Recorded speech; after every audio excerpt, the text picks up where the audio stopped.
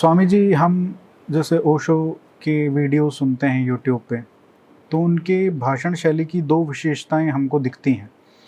एक तो वो बहुत धीरे बोलते थे, बहुत आराम से बोलते थे। एक एक शब्द के बीच में कभी कभी 10 सेकंड 20 जी। सेकंड का भी गैप आ जाता था, जी एक एक शब्द को तोल कर बोलते थे। हम्म, आज हम देखते हैं यूट्यूब पे वो 2x करके हम देख सकते हैं, लेकिन उस समय ऐसा कोई जी सुविधा नहीं थी, सब लाइव सुनते थे।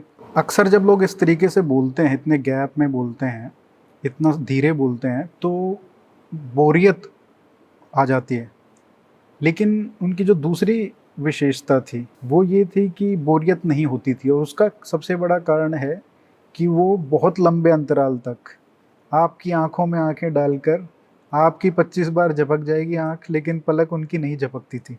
तो आपने भी पहली बार कब नोटिस किया ये चीज़, और क्या आपकी उनसे बात हुई कि आप ऐसे कैसे कर लेते हैं? ओशो जब आरंभ में बोलते थे तो बहुत फास्ट बोलते थे, शायद 2x नहीं बल्कि 3x की स्पीड से बोलते थे। मतलब उस समय का आप 1 घंटे का प्रवचन देखें, सन 1960 के दशक की बात कह रहा हूँ। 1 घंटे का प्रवचन जब प्रिंट करते थे किताब में तो 50 पेज का होता था। इतनी फास्ट स्पीड से वो बोलते थे। वह एक अलग प्रकार की ऑडियंस से बात कर रहे थे, जहाँ पर लोग उनके विचार सुनने के लिए आए थे। कोई उनका शिष्य नहीं था उस समय, वो शुरुआत कर रहे थे, अपनी बात फैला रहे थे। केवल विचार संप्रेषण और मौलिक क्रांतिकारी विचार थे, आग्नेय विचार थे उनको, कि सुनने वाला शांत नहीं रह सकता, या तो पक्ष में हो जाएगा या विपक्ष में हो जाएगा, या तो आपका शत्रु बन जाएगा या मित्र बन जाएगा, बीच में कोई जगह नहीं छोड़ते थे। वे जिस विषय पर भी बोलेंगे इस तरीके से बोलते थे कि या तो आप पूरी तरह से उनसे सहमत हो जाइए या फिर 100% उनके दुश्मन बन जाइए। ठीक है, ये उनका एक लहजा था। इसके बाद एक दूसरा समय था जब 1974 से 7 साल तक वो पूना आश्रम में रहे। इस समय आप कह सकते हैं उनकी बोलने की स्पीड जो थी वो सामान्य व्यक्ति के बराबर थी। इसके पहले की बहुत फास्ट स्पीड थी। अब वो ध्यानियों से बात कर रहे थे, साधकों से बात कर रहे थे। अब विचार संप्रेषण नहीं करना है, ऐसा नहीं कि कोई क्रांतिकारी बात बतानी है, अब शांति में डुबाना है। तो निश्चित रूप से क्रांतिकारी बात अलग प्रकार की थी, वो लपटें थी आग के। अब शांति में डुबाना है, ध्यान में डुबाना है, एक दूसरा माहौल है, साधक गण बैठे हैं। अब तीसरा फेज आता है, 3.5 साल वो मौन रहे। ऐसा प्रयोग और भी पहले किसी ने किया है, लेकिन उसमें एक भूल हो गई थी। उदाहरण के लिए मैं कहूँ, मेहर बाबा, आपने नाम सुना होगा, वो भी पूना में ही हुए, अवतार कहलाते थे। जब उनको परम ज्ञान उपलब्ध हुआ तो वे मौन ही रह गए कई सालों तक।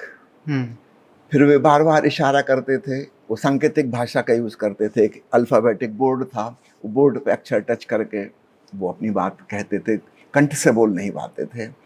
कई बार उन्होंने तारीख डिक्लेयर की कि फला तारीख से मैं बोलूँगा, ढका तारीख से बोलूँगा, लेकिन जब वो तारीख आती थी फिर वो पोस्टपोन कर देते थे।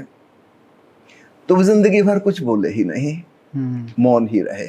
ओशो को उनकी छोटी उम्र में ही एक संत ने बताया था कि अगर कभी मौन रहो तो 3.5 साल से ज़्यादा मौन नहीं रहना। तो ये बात उनको बहुत छोटी उम्र में बता दी गई थी कि तुम्हारे जीवन में भी वह घटना घटेगी कि जब भीतर तुम बिल्कुल शांत हो गए तो फिर बोलने को भी कुछ नहीं रह जाता। मन के साथ जो शरीर का जुड़ा हुआ है, हमारे भीतर 2 सिस्टम है, साइकोसोमेटिक हम हैं, मन है और तन है। हमारा तन काम करता है मन के आदेश से। अगर लंबे समय तक ये डिसोसिएशन हो जाए, स्मृति, विचार, शब्द, भाषा, ये तो मन में है और हम बोल रहे हैं कंठ के माध्यम से, अगर इसमें बहुत लंबा गैप हो जाए तो फिर वो कनेक्शन वापस नहीं जुड़ेगा। मार्च 1981 में ओशो ने घोषणा की कि अब वो मौन रहेंगे। उसका कोई ट्रिगर था क्या? कोई इंसिडेंट ऐसा हुआ था? क्या कारण था? इसके पहले एक भूमिका बन चुकी थी। वो कह रहे थे मैं जो शब्दों में कहना चाहता हूँ वो मैं कह चुका, और अब मेरे बहुत से सन्यासी तैयार हो गए हैं अब जो मौन में मुझे सुन सकेंगे। उन्होंने जो आखिरी किताब दी उसका नाम है the sound of one hand clapping. ये जापान के जैन फकीरों की एक उपमा है जिसको हम अपने देश में अनाहतनाथ कहते हैं उपनिषद के ऋषि, जिसको प्रणव कहते हैं। भगवान महावीर ने जिसको अपूर्व श्रुत कहा है, सूफी संत जिसको अनहदनाथ कहते हैं। एक ऐसी ध्वनि है जो संपूर्ण अस्तित्व में गूंज रही है। हम उसको आत्मा का संगीत कह लें, प्रभु की वाणी कह लें, जो भी नाम दे के हम पुकारना चाहें। तो ध्यान की सारी प्रक्रिया साधक को इसके लिए तैयार करने की है कि वो परमात्मा की वाणी सुन सके। जब ऐसा समय आ गया, ओशो ने कहा कि अब सैकड़ों लोग तैयार हो गए हैं, अब मुझे बोलने की ज़रूरत नहीं है, मैं जिस तरफ इशारा कर रहा था अब तुम उसमें डूबो। उस दिन के बाद वो मौन हो गए। तब तो नहीं पता था कि दोबारा कभी वो बोलेंगे, लेकिन 3.5 साल बाद जब वो अमेरिका में थे, उस दिन खबर आई कि आज ओशो ने कहा है कि वो बोलना शुरू करेंगे, क्योंकि वो समय आ गया। अगर अब वो कुछ दिन और नहीं बोले तो फिर कभी नहीं बोल पाएंगे। वो शरीर का कंठ यंत्र काम ही करना बंद कर देगा।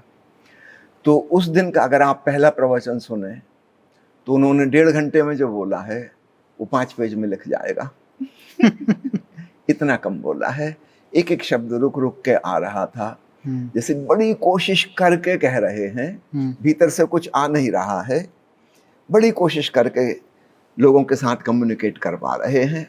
तो ये घटना के बाद फिर धीरे धीरे उनकी क्रमशः स्पीड बढ़ी, बहुत धीरे धीरे। अगर आप पहले साल के सुनेंगे तो आपको लगेगा कितना लंबा गैप, एक शब्द के बाद जैसे रुक ही गए, दूसरा शब्द आने वाला है। फिर यह विधि एक ध्यान की टेक्निक बन गई साधकों के लिए, क्योंकि ओशो जो कहना चाह रहे हैं वह शब्द नहीं है, वह विचार नहीं है, बल्कि वह निशब्द मौन है। वह अनाहत संगीत सुनाना चाह रहे हैं। और यह टेक्निक बहुत काम की हो गई। साधक श्रद्धापूर्वक बैठे हैं सुनने के लिए आतुर, सारी हमारी जीवन ऊर्जा कानों में लगी हुई है कि हमारे भगवान क्या कह रहे हैं, और वो रुक रुक के कह रहे हैं। तो बीच का जो गैप है वो बड़ा ही ध्यानपूर्ण हो गया। एक मेडिटेटिव अवेयरनेस, हम पूरी तरह सजग हैं, हमारे भीतर कोई विचार नहीं चल रहे, हम भीतर मौन हो गए, हम सुनने के लिए आतुर हैं, इसलिए हम पूरी सेंसिटिविटी और संवेदनशीलता के साथ हैं। और ओशो रुक रुक के बोल रहे हैं, तो शब्दों के बीच में मौन आने लगा। तो यह एक अद्भुत ध्यान की प्रक्रिया बन गई। और ओशो ने कहा कि किसी और विधि की जरूरत नहीं, यह अपने आप में पर्याप्त है। और 5-7 हजार लोग बैठ के सुन रहे, और सेलिब्रेशन में तो 20,000 लोग आते थे।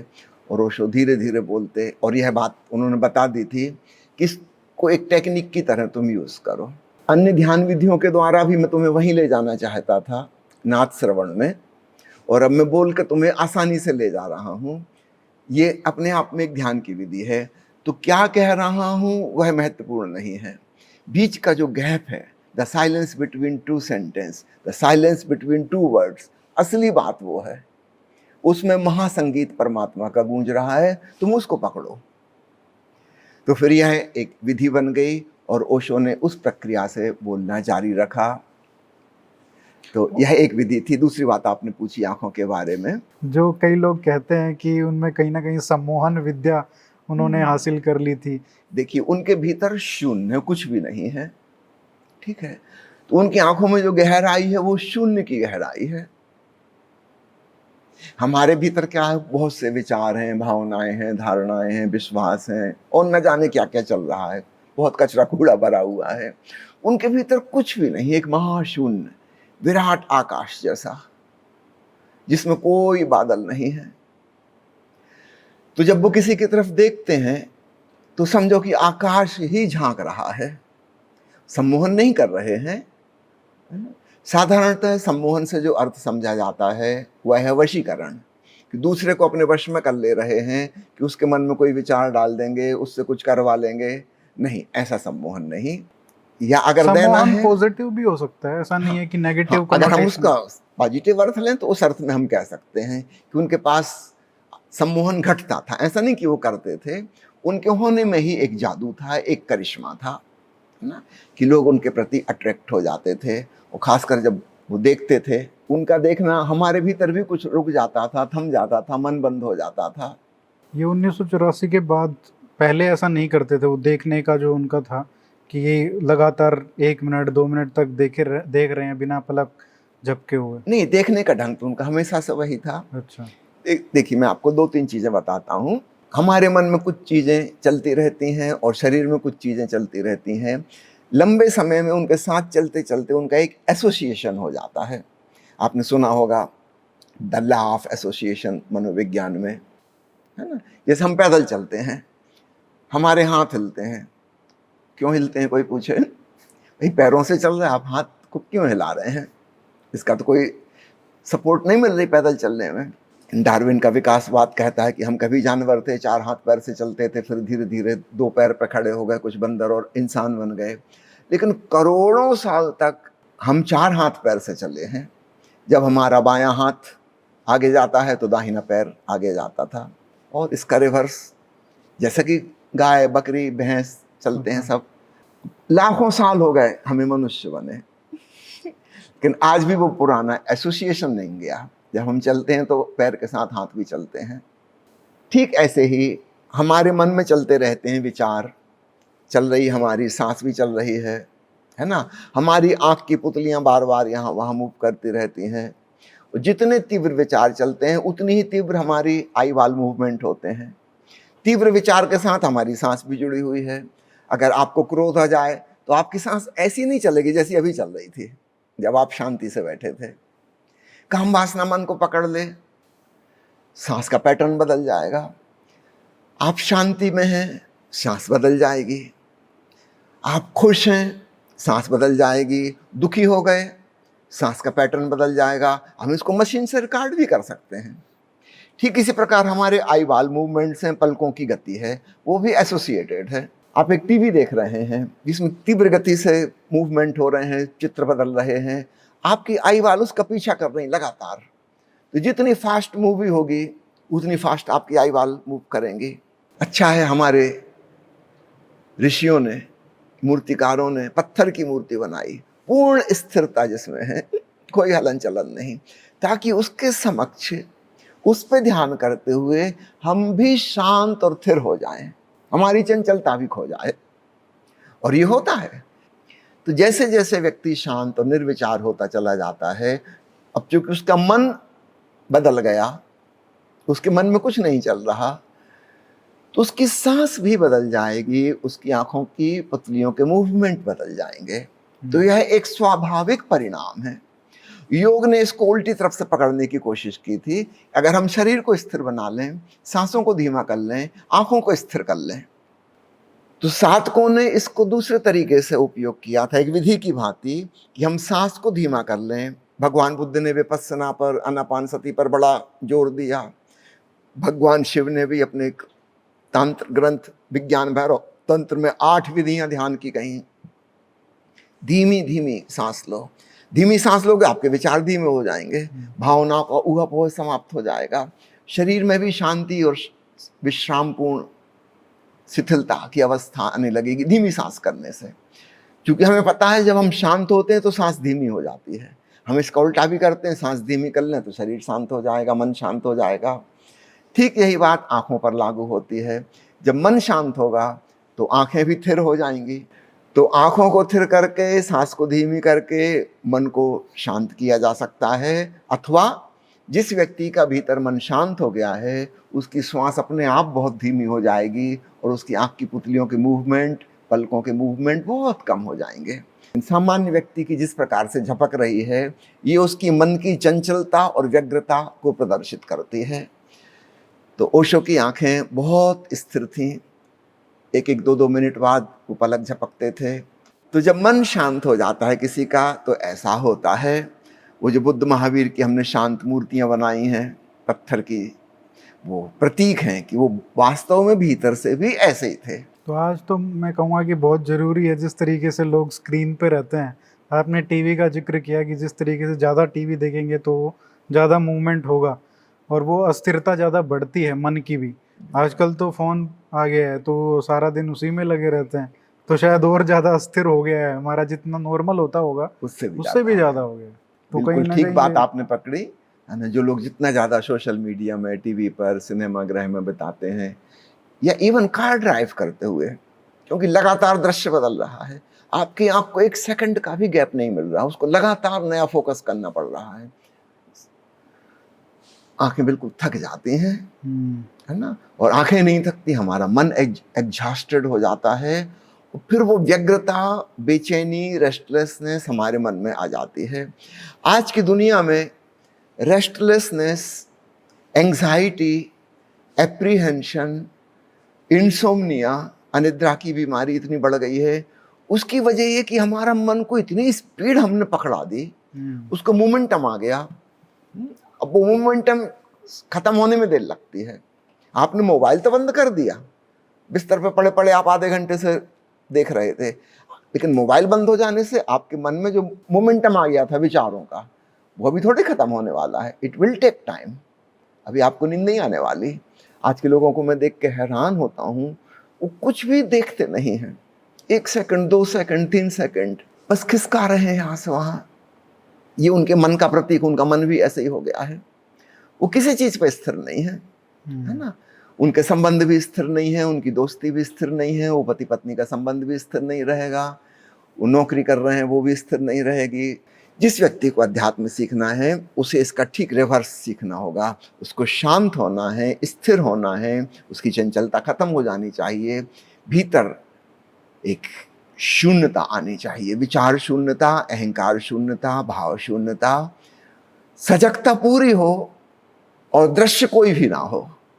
तो भीतर का मोबाइल, भीतर का टीवी स्क्रीन हमारा बंद हो जाए, जिसे हम मन कहते हैं, उसका नाम ध्यान है, उसका नाम समाधि है। तो आज के संसार में हम देखते हैं व्याकुलता, व्यग्रता बढ़ती चली जा रही है, और उसका कारण जिस प्रकार की सभ्यता हमने विकसित की है, छोटे छोटे बच्चों को पगलाए दिए दे रहे हैं। वो 2-2.5 साल का बच्चा, वो रो रहा था, उसकी माँ ने उसको मोबाइल पकड़ा दिया ताकि चुप हो जाए, और वो हो गया बिजी और चुप हो गया। और माँ को भी एक ट्रिक मिल गई, वो बेचारी क्या करे, उसको दूसरे काम करने ही, लड़का रोएगा तो इसको। पुराने जमाने में गुनगुना पकड़ाते थे, खिलौना पकड़ाते थे, अब वो मोबाइल पकड़ाते हैं। इतनी छोटी उम्र से उसका मन भी वैसी फास्ट स्पीड वाला होने लगा। इसमें हमारा मन की व्याकुलता, हमारे मन का पागलपन, भीतर बिल्कुल शांति नहीं है, हम अशांत हैं, परेशान हैं, और वो हमारे शरीर से व्यक्त हो रही है। एक आदमी बैठा हो, उसका पैर का पंजा हिल रहा है, वो देखिए हिल रहा है। मैंने कहा तो रुक गए, है ना। क्यों हिल रहा है? कहीं चलो तो आपका पैर मूव करे, समझ में आता है। बैठे हुए पैर क्यों चला रहे हैं? मन चल रहा है भीतर। वो मन चल रहा है तो कहीं कुछ हिलेगा डुलेगा, शरीर भी शांत नहीं हो सकता।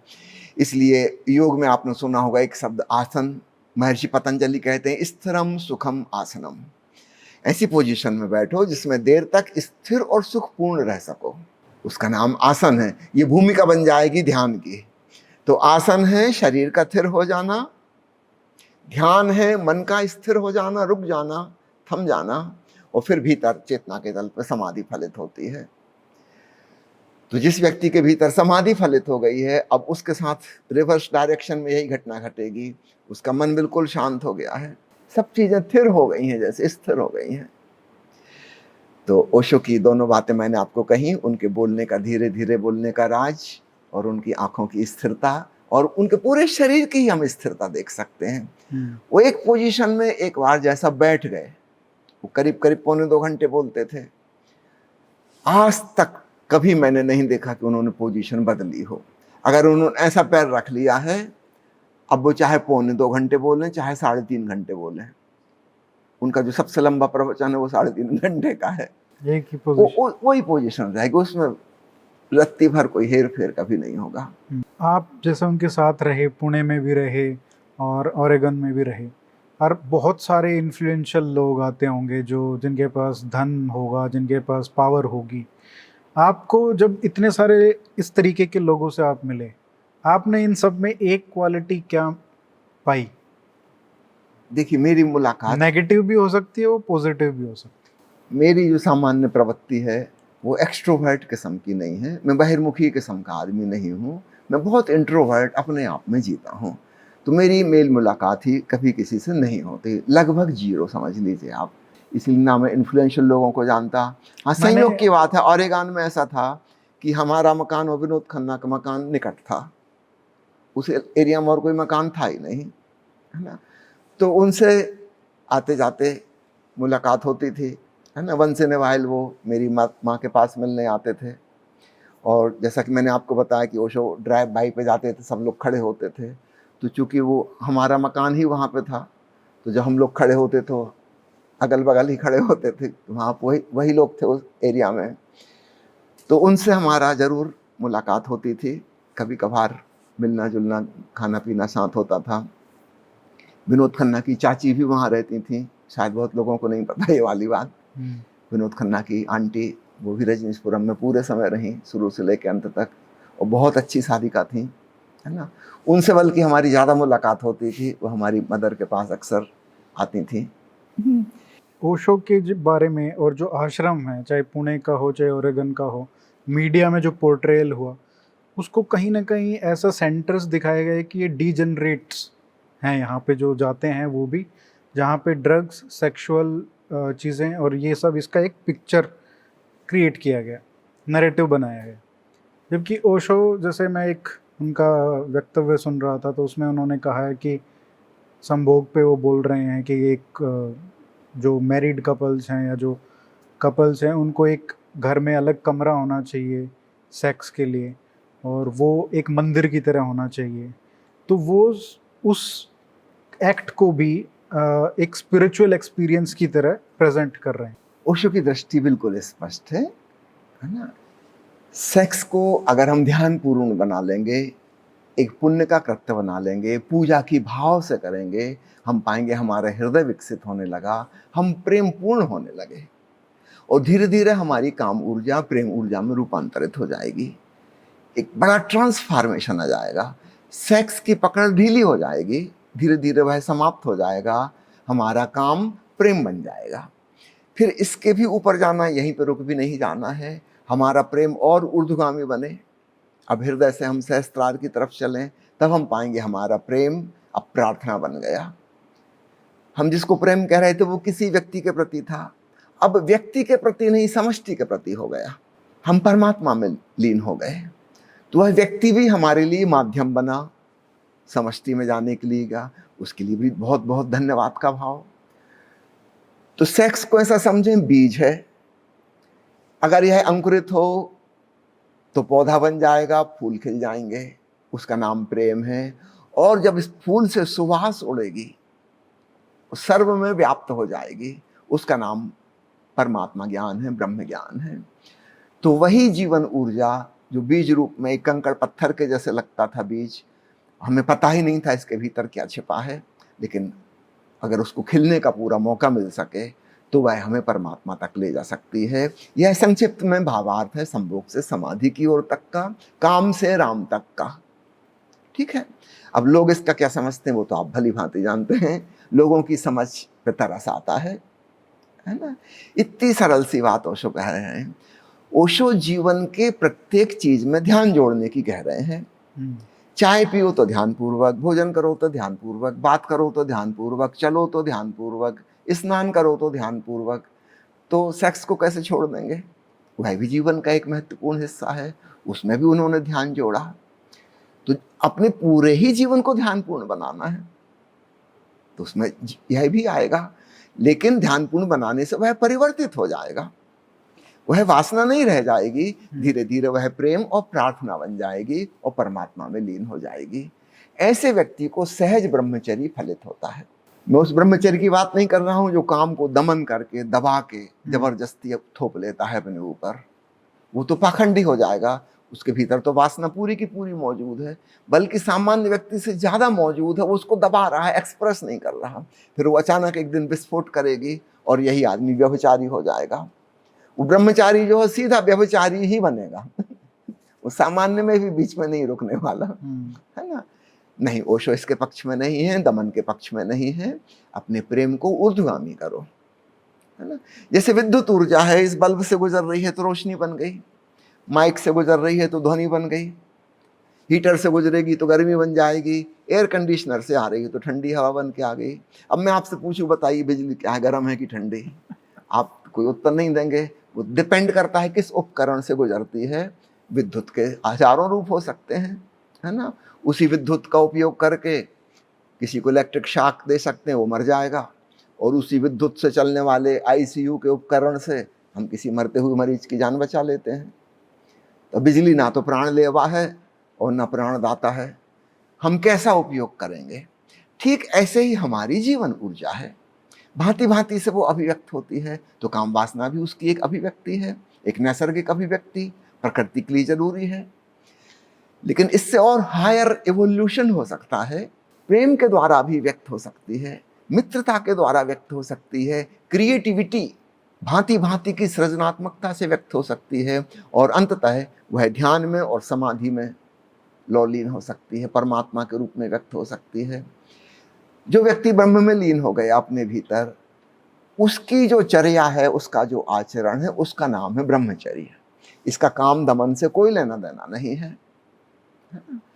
ऐसे व्यक्ति के भीतर काम समाप्त हो गया। समाप्त हो गया इसका ये मतलब नहीं कि नपुंसक हो गया, उसका शरीर तो सक्षम है, लेकिन अब उसके भीतर वह वासना ही नहीं रही, वैसी भावना ही नहीं रही। तो ये एक बिल्कुल अद्भुत बात है जिसकी तरफ ओशो हमें ले जाना चाह रहे हैं। लोग ना समझी में कुछ का कुछ समझते हैं, ये उनकी बदकिस्मती है, वो क्या समझते हैं। ठीक वही बात ड्रग्स, शराब, अन्य प्रकार के मादक द्रव्य, ओशो उन सब के खिलाफ हैं। इसके संबंध में विस्तार से अगर आपको पढ़ना है, ओशो की एक प्रवचन है, LSD a shortcut to false samadhi, आप ये पढ़ लीजिए।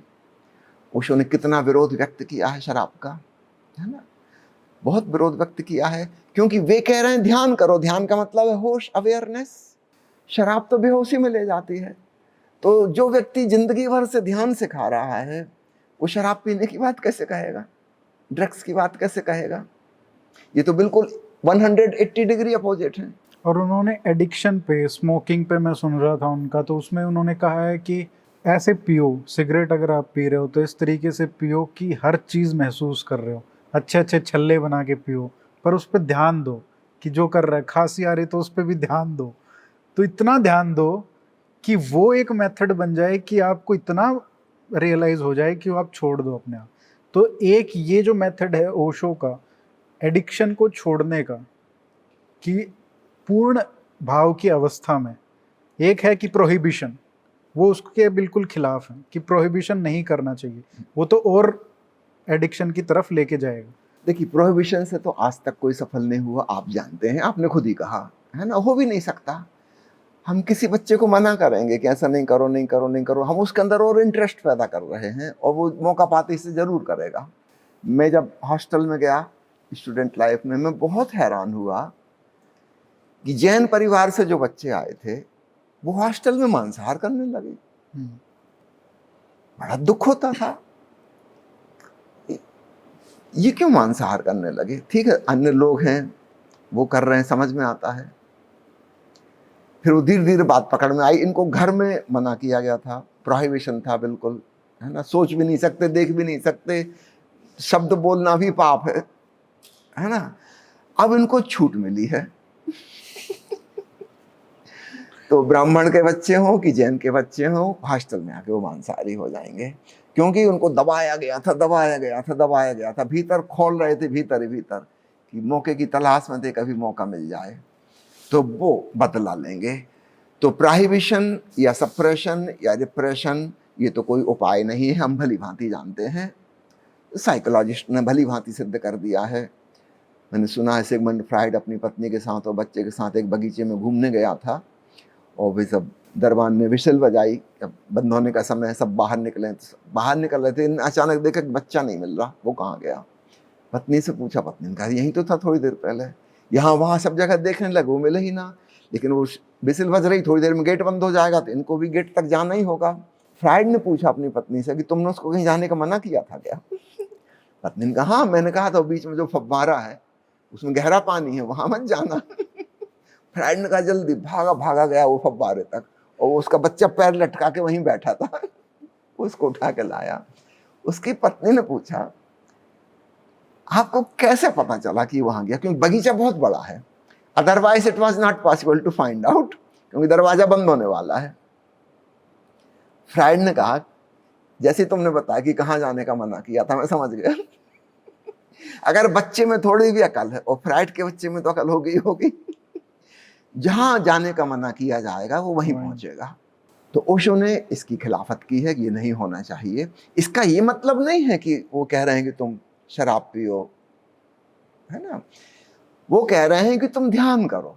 ओशो किसी को आदेश नहीं देते, किसी को निर्देश नहीं देते। वो कहते मैं किसी का गुरु नहीं हूं, तुम मेरे मित्रवत हो। हम मित्र को आदेश तो नहीं देते, हम उसके सलाहकार तो नहीं हैं। हाँ, उसके लिए भला क्या हो सकता है हम उसकी कह सकते हैं, अगर वो पूछे तो, वो भी हम थोपेंगे नहीं, ये तो हिंसा हो जाएगी। तो ओशो जैसा अहिंसक व्यक्ति इतनी हिंसा कभी नहीं करेगा कि किसी से कहे कि तुम ये करो। लेकिन फिर भी अब कोई नालायक हो, उसको सिगरेट पीना अच्छा लगता है तो क्या करो, ओशो उससे नहीं कहेंगे कि सिगरेट मत पियो, क्योंकि ये हिंसा हो जाएगी। हाँ, इतने किया है कि आश्रम के बाहर, गेट के बाहर एक कोना बना दिया है, उसका नाम रखा है स्मोकिंग टेम्पल। ये तुम वहां जाके पियो ताकि तुम्हारे धुएं की स्मेल यहाँ ना आए। हाँ। काफी दूर, अच्छा, वो बनाया था। हाँ, गेट के बाहर एक छोटी सी झोपड़ी थी, यहाँ 10-12 लोग खड़े हो सकें, एक बेंच रखी है, 2-4 लोग बैठ सकें, उसका नाम है स्मोकिंग टेम्पल। अच्छा। तो स्मोकिंग को प्रमोट करने के लिए नहीं, ये कुछ मूर्ख लोग आ गए हैं, है ना, वो नहीं मानते, शुद्ध हवा में सांस लेना उनको अच्छा नहीं लगता, उनकी अकल खराब है। जाओ भाई, पैसे खर्च करके धुआं, पॉइजन वाली सांस लो तुम, इडियट। खूब मजाक ओशो ने उड़ाई, है ना, लेकिन पर्सनली कभी किसी से नहीं कहा। अब यहाँ 5,000 आदमी रहते तो वहां 10-20 लोग रहेंगे, सिगरेट पियेंगे, तो वो वहां जाके पिए बाहर, आश्रम के बाहर, वो बाहर ही बना हुआ है। और होता क्या कि बाहर गुजरने वालों को बोर्ड दिख जाता है स्मोकिंग टेम्पल। वो समझते ये कोई मुख्य चीज है, ये मुख्य भवन नहीं है भैया, ये उन पगलों के लिए है ना, जो परेशान हो जाएंगे, एडिक्टेड हैं। तो उनसे ध्यान की विधि उसमें जोड़ दी कि तुम होश पूर्वक भीतर ले जाओ, होश पूर्वक बाहर लाओ, स्मोकिंग विपस्सना।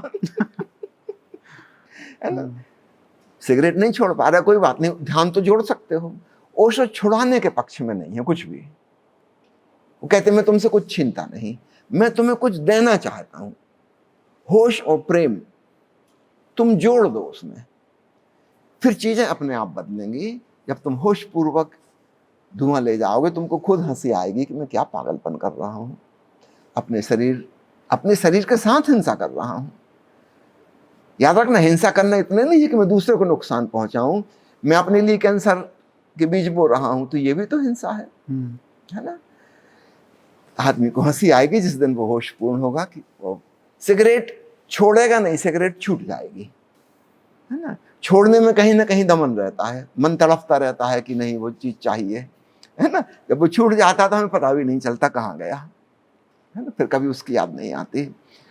तो ओशो शराब के पक्ष में नहीं है, सख्त खिलाफ हैं, मादक द्रव्यों के पक्ष में नहीं है, और ना ही सिगरेट के पक्ष में है। ओशो की खिलाफत इंस्टीट्यूशन ऑफ मैरिज, और उन्होंने कहा था जो साधकों का कम्यून है उसमें बच्चे बड़े होंगे, और वो माँ बाप जो बच्चे को बड़ा करते हैं उसके भी बहुत खिलाफ हैं। उनके भी खिलाफ बोला है कि मोनोगमस मैरिज, तो जो सिविलाइजेशन, जो सांस्कृतिक और सभ्यता का जो नींव है, जिसको हम शादी बोलते हैं, विवाह बोलते हैं, वो उस पे ही चोट कर रहे हैं। मोनोगमी जो एक तरीके से कहा जा सकता है कि शायद उसको सेक्सुअली हम कह सकते हैं समाजवाद का एक पहला ऐसा उदाहरण है कि पहले क्या होता था, जो कोई एक समाज में बहुत ही प्रबल प्रखर व्यक्ति होता था, उसको वो कई सारी जो नारियां हैं उनके साथ शादी विवाह कर लेता था या उनके साथ सेक्सुअल रिलेशंस बनाता था, क्योंकि उसके पास शायद पावर थी या उसके पास कोई अलग एक क्वालिटी थी। तो उसको तोड़ने के लिए कि जो सेक्सुअल फ्रस्ट्रेशन उस सेटअप से पैदा हो रही थी, एक इंस्टीट्यूशन बनाया गया, एक मैरिज हुआ, एक सभ्यता का नींव रखी गई। तो क्या जो ओशो कह रहे हैं उन चीज़ों को ख़त्म करने की कोशिश कर रहे हैं या उनके खिलाफ बोल रहे हैं, जो उस पहले वाले जो बर्बरता थी उससे ऊपर रिफॉर्म था? आपने सभ्यता संस्कृति की बात कही है, तो चलिए सभ्यता के और थोड़े पहले चलते हैं। वहाँ क्या था, मनुष्य कैसे रहते थे? जैसे अन्य जानवर रहते हैं, जंगल में रहते थे, बड़े बड़े कबीले होते थे, 300-400 लोगों का एक छोटा ग्रुप होता था। जिसमें पिता जैसी कोई चीज नहीं थी। माँ का पता होता था कि माँ कौन है, और बाकी के अंकल्स थे सब। फादर वर्ड नहीं था, कबीलों में होता ही नहीं था। एक ग्रुप कॉन्शसनेस थी, जैसे अन्य जानवरों के समूह होते हैं, ठीक ऐसा ही मनुष्यों का था। बंदरों से, चिंपैंजी से हम आए हैं, वही वसीयत हमारी थी। जंगल में आदिवासियों के समूह स्थिर एक जगह नहीं रह पाते थे, क्योंकि जहाँ भी 200-300 लोग रहेंगे, जल्दी आसपास के झाड़ पेड़ के फल फूल पत्ते खत्म हो जाएंगे, उनको फिर वहाँ से मूव करना होगा। हमेशा ही मूवमेंट चलता था, स्थिर कहीं भी नहीं हो पाते थे, क्योंकि हमेशा भोजन की तलाश है, पानी की तलाश है। तो जहाँ भी भोजन होगा वहाँ पहुँच जाएंगे। निश्चित रूप से हफ्ते 10 दिन में सब खाली हो जाएगा, फिर वहाँ से आगे बढ़ना पड़ेगा। तो यह व्यवस्था करोड़ों साल तक चलती रही। ठीक है, अब इसके बाद आता है एक समय जब लोगों को समझ में आया कि हम ही खुद पेड़ पौधे उगा सकते हैं, खेती कर सकते हैं। अब यहाँ से एक नई शुरुआत हुई। एक मनुष्य की चेतना ने एक एवोल्यूशनरी स्टेप लिया कि जमीन खेती योग्य बना ली, कुछ पेड़ काट दिए, अब ये जमीन पे हम फसल उगा सकते हैं, साल में 2 बार फसल उगा सकते हैं। अब जमीन हमारी हो गई तो अब वहीं रहेगा वो कबीला। अब जो यहाँ वहाँ भटकता था हमेशा भोजन की तलाश में, भटकने की जरूरत नहीं। नदी के किनारे कुछ जमीन उनको मिल गई है जहाँ पे वो खेती बाड़ी करना सीख गए। अब खेती बाड़ी करने के साथ साथ फिर गाय भैंस बकरी और बैल आ गए। अब यहाँ से पर्सनल प्रॉपर्टी शुरू हुई। जब वहीं रहने लगे तो फिर झोंपड़ी बनी। अब प्रॉपर्टी के साथ एक नई मुश्किल खड़ी हुई। व्यक्ति को लगता है कि मैंने इतनी मेहनत की, मैंने अनाज पैदा किया, ये मेरे परिवार को मिले, लेकिन मेरा परिवार तो वहाँ डेफिनेशन नहीं थी कोई, मेरा कौन है। फिर कबीलों में आपस में झगड़ा होते थे, एक दूसरे का सामान लूट के ले जाएंगे, क्योंकि किसी ने लकड़ी के कुछ औजार बना लिए थे, उससे खेती में मदद मिलती। दूसरे कबीले के पास वो नहीं है, वो चोरी करके इनसे छीन झपट के ले जाएंगे। तो ये शुरू हो गया। तो कबीला टूट के धीरे धीरे अब परिवार में बसना शुरू हुआ, है ना। खासकर जहाँ से गांव बसना शुरू हुआ, जब खेती बाड़ी शुरू हुई तो गांव बसना शुरू हुआ। फिर कुछ लोग कुछ काम करेंगे, कोई कुछ करेगा, कोई जूते बनाने लगा, कोई कपड़ा सीने लगा, कोई कुछ और करेगा, काम डिस्ट्रीब्यूट होने लगा, अलग अलग अलग घरों में लोग रहने लगे। अब यहाँ से सवाल उठता है कि मेरी संतान कौन है, कैसे पता चले। अब विवाह आना जरूरी हो गया। व्यक्ति परिग्रह की वृत्ति उसके अंदर बड़ी गहरी, पजेशन की। वो चाहता है कि मेरी चीज मेरे पास रहे या आगे मेरे खानदान में, मेरे परिवार को जाए। तो कबीले में तो ऐसी व्यक्तिगत प्रॉपर्टी नहीं थी, लेकिन जब गांव बसा तब पर्सनल प्रॉपर्टी होनी शुरू हो गई। जिस आदमी ने जिंदगी भर मेहनत करके 1 एकड़ 2 एकड़ जमीन तैयार की है खेती योग्य, वो चाहता है कि उसके परिजन ही आगे उसके वारिश बने मेरे मरने के बाद। ये परिग्रह की वृत्ति आई, यहाँ से आया विवाह। अब ताकि मुझे पक्का रहे कि मेरी संतान है ये, ताकि उसको मिले, तो मुझे दुख ना हो मरते समय कि मेरी इतनी मेहनत बेकार गई, मेरा बेटा संभालेगा, मुझे पता है ना। उसकी मेरी पत्नी होनी जरूरी थी। वहां से विवाह आया as a by product of personal property, व्यक्तिगत संपत्ति, उसकी खातिर विवाह की व्यवस्था बनी, है ना। नेचुरली इसके प्लस पॉइंट माइनस पॉइंट सब कुछ थे। लाखों साल, कम से कम 2 लाख साल से चल रही चीज़ें, है ना। इसके माइनस पॉइंट भी थे। विवाह के साथ आदमी उब जाएगा, बगल में एक वेश्या भी रखनी पड़ेगी, हर गांव में वेश्या रहेंगी, वो पैरेलल एक इंतजाम करना पड़ेगा। विवाह रहेगा, कुछ देशों में तलाक की व्यवस्था की उन्होंने। जब वो लड़ रहे हैं, झगड़ रहे हैं, प्रेम है ही नहीं तो क्या करो, फिर तलाक करो, अलग करो। तो विवाह के ये 2 भयंकर दुष्परिणाम हुए जो बहुत ही दुखदायी हैं। एक, कुछ स्त्रियों को वैश्य बना दिया, और पहले कंपलसरी था। गांव की जितनी सुंदर लड़कियां होती थी उनको विवाह नहीं करने दिया जाता था, उनको नगर वधू बना देते थे। नाम बड़ा अच्छा था, नगर वधू, क्योंकि अगर ये किसी की भी पत्नी बनेगी सुंदर लड़की तो फिर भयंकर रक्तपात होगा, मार काट होगी उसको छीनने के लिए। तो उसको नगर वधू बना दो, वो किसी एक की नहीं है, वो सबकी है। तो एक पर्सनल प्रॉपर्टी आपकी खुद की, और एक सार्वजनिक। दूसरी जगह इसी का साइड इफेक्ट था तलाक, और उसके कितने दुख हैं वो हम सब जानते हैं, कितने दुख भुगतने पड़ते हैं। कालांतर में समय आते आते, खासकर पिछली सदी में, 20वीं सदी की शुरुआत से बहुत सी क्रांतियां हुई हैं। उसमें एक क्रांति यह है कि स्त्री भी स्वतंत्र हुई है, दुनिया में प्रजातंत्र आया है, स्त्री पुरुष को बराबर का अधिकार मिला है। आज हम स्त्री पुरुष को बराबर बराबर का मानते हैं, लड़का लड़की में भेद नहीं करते हैं। अगर कोई करता है तो हम उसको असभ्य कहते हैं कि तुम बेटा बेटी में भेद नहीं करो, है ना। बराबर हैं, दोनों बराबर हैं। स्त्रियां पढ़ रही हैं, लिख रही हैं, नौकरी कर रही हैं, आजीविका उपार्जन कर रही हैं, नोबेल प्राइज विन कर रही हैं, दुनिया के सारे क्रिएटिव क्षेत्रों में जा रही हैं, राजनीति में भी जा रही हैं। जो काम सदा से लाखों साल से सिर्फ पुरुष ने किए थे, स्त्री को चौके में बंद कर दिया था। बस खाना पकाओ, बच्चों को पालो, दैट्स ऑल।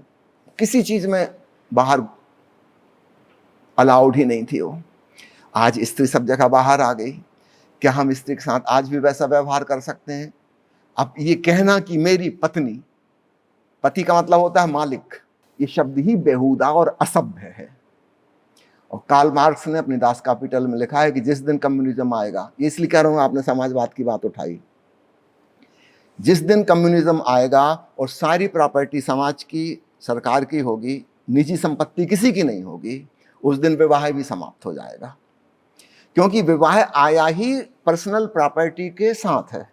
और जिस दिन पर्सनल प्रॉपर्टी नहीं रहेगी, अगर सारी सरकार की प्रॉपर्टी है और मनुष्यों को सिर्फ काम करने को दिया गया कि आप इस खेत में काम करो, आप इस खेत में काम करो, आप उस फैक्ट्री में काम करो, आप इस डिपार्टमेंट में काम करो, ये आपकी ड्यूटी है, आपकी प्रॉपर्टी नहीं है, आप उसके मालिक नहीं हो, है ना। उस दिन ये वाली बात खत्म हो जाएगी कि मेरी संपत्ति किसको जाएगी। आपकी संपत्ति है ही नहीं, आप सिर्फ काम करने वाले कर्मचारी हो सरकार के, प्रॉपर्टी सारी सरकार की है, अथवा अन्य कोई उसका हम नाम रख दें, समाज नाम रख दें, सोसाइटी की है ना। आपकी प्रॉपर्टी नहीं है पर्सनल कुछ भी।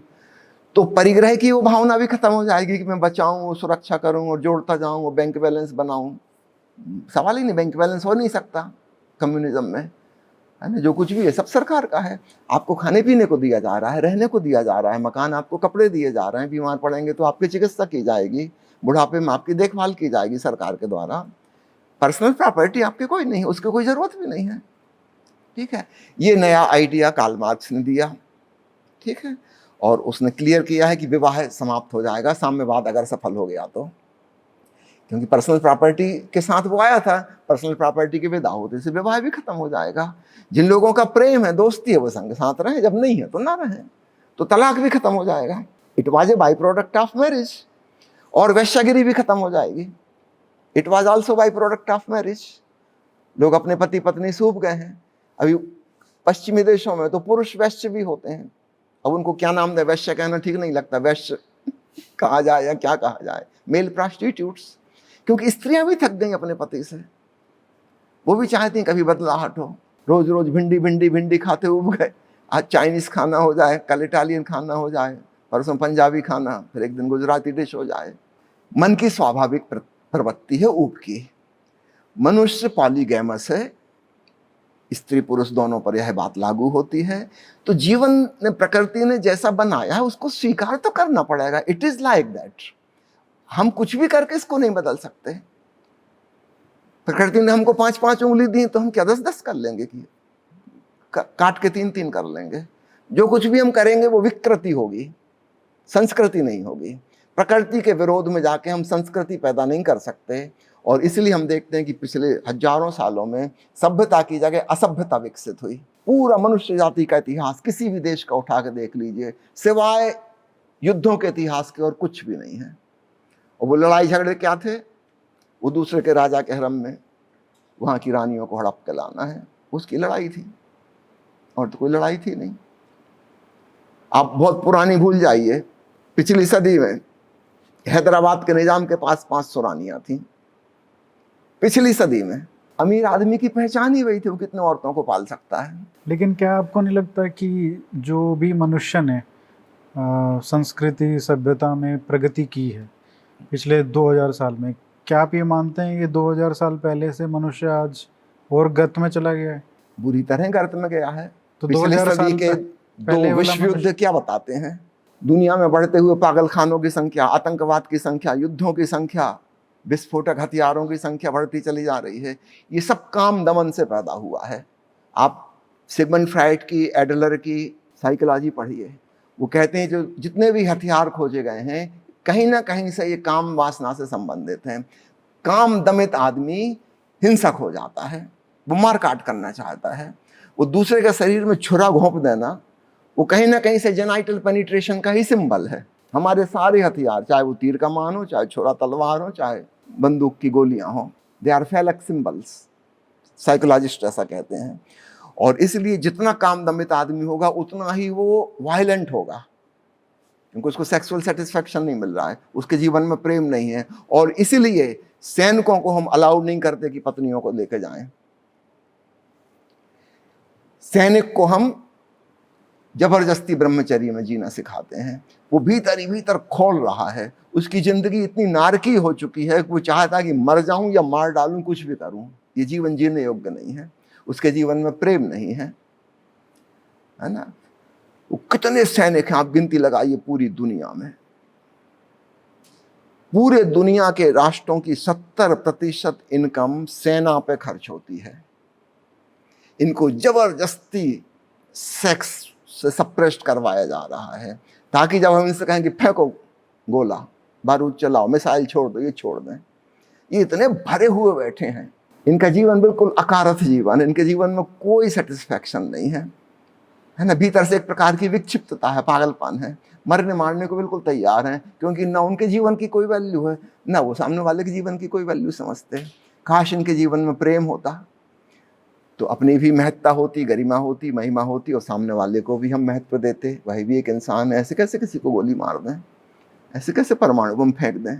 तो सेक्स सप्रेशन और हिंसा, आतंक, युद्ध। इसलिए जब मैं कहता हूं कि किसी भी देश की, किसी भी जाति के इतिहास की किताबों आप उठा के पढ़िए, आपको हर पेज पे युद्ध की ही कहानी मिलेगी और कुछ मिलेगा ही नहीं। लेकिन ये युद्ध तो तब भी हो रहा था जब कबीले थे, जब ये मैरिज नहीं थी, इंस्टीट्यूशन नहीं था, और जो आपने बताया कि प्राइवेट प्रॉपर्टी नहीं थी, ये तो तब भी हो रही थी। और वो भी शायद महिलाओं के लिए ही हो रही थी कि किसी को एक महिला, अब जैसे वो पहले वाली बात की कि एक महिला सुंदर है तो वो, या एक मेल जो है वो सुंदर है, वो 5 नारियों के साथ है और एक को कुछ भी नहीं मिल रहा है, तो उससे जो सोसाइटी में, समाज में जो नफरत पैदा होती है, जो वायलेंस पैदा होती है, क्या वो अच्छी है इससे? वो छोटे स्तर पर थी, बहुत छोटे स्तर पर थी, व्यक्तिगत थी, है ना। वो एक सबल पुरुष था, है ना, जिसने 3-4 औरतों को कब्जे में कर रखा था, दूसरे लोग उससे छुड़ाने की कोशिश में थे। आप बंदरों में देख लीजिए, बंदरों की हिस्ट्री पढ़िए आप, है ना। बंदरों में भी यही होता, जो सबसे ज्यादा ताकतवर बंदर है, सारी बंदरियां उसके कब्जे में है, कोई उनको हाथ नहीं लगा सकता। लेकिन जब दूसरे बंदर युवा हो रहे हैं, ताकतवर हो रहे हैं, अब उनको इससे लड़ना पड़ेगा। वो फाइनली जो जीत जाएगा उसका राज्य हो जाएगा। तो बंदरों के जो छोटे छोटे ग्रुप थे वो इस प्रकार के थे। मनुष्य भी चूंकि बंदरों से ही आया है, उसकी वह मनोवृत्ति उस समय भी थी, लेकिन याद रखना वो प्रकृति के खिलाफ नहीं थी, ये प्रकृति के द्वारा दी गई थी। प्रकृति क्या चाहती है कि जो संतान हो वह सबल हो, सुंदर हो, स्वस्थ हो।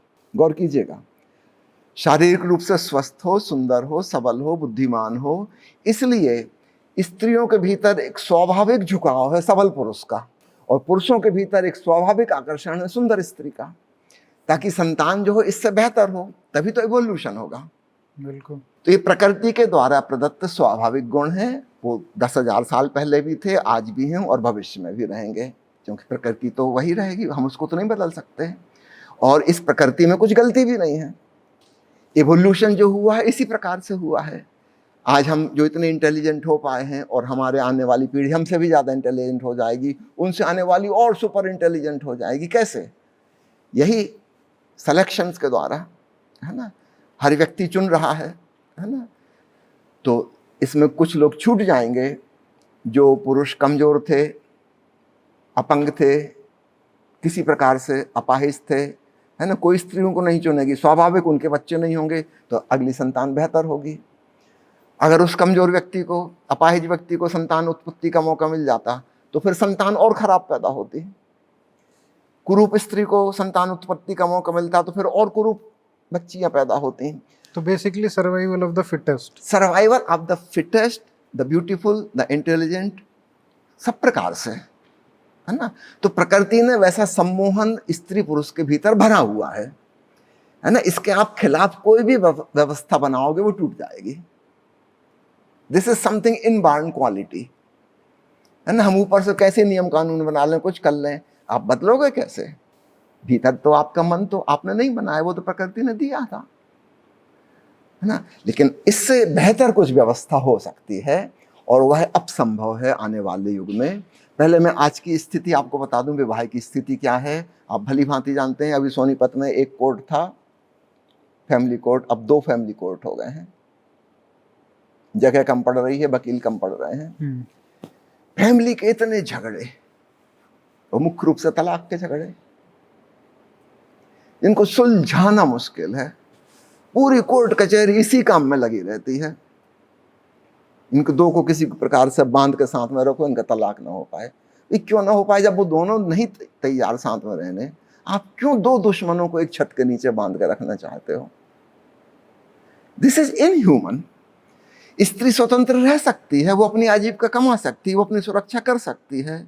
गए वो दिन जब वो अपाहिज थी, अबला थी, अनपढ़ थी, किसी के ऊपर निर्भर उसको होना पड़ता था। बचपन में पिता उसकी रक्षा करते थे, बड़े होने पे भाई उसकी रक्षा करते थे, और बड़े होने पे पति उसकी रक्षा करते थे, और वृद्धा हो जाने पे पुत्र उसकी रक्षा करते थे। उसको अबला की कैटेगरी में रखा था।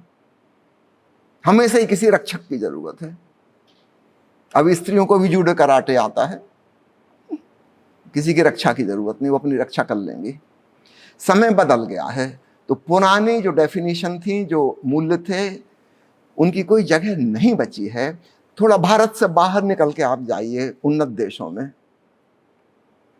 जहां स्त्रियां स्वतंत्र हो चुकी हैं। भारत में तो वो नारी मुक्ति आंदोलन कभी आया ही नहीं, जो 1950 1940 के दशक में पूरे यूरोप में आ चुका, वुमेन लिबरेशन मूवमेंट। और स्त्रियां हर मामले में पुरुषों से आगे निकल गई हैं, और उनमें क्षमता है। हमेशा से जिसको अबला समझ रहे थे ना, वो अबला नहीं है, बहुत सबल है वो। उसको मौका ही नहीं दिया था, है ना। जब उसको मौका मिला था, उसने अपने दिखाई, उसके पास क्या क्या कलाएं हैं, कितनी होशियार, कितनी इंटेलिजेंट है। आप किसी स्कूल का रिजल्ट देख लीजिए, टॉपर कौन है? अधिकांश लड़कियां हैं।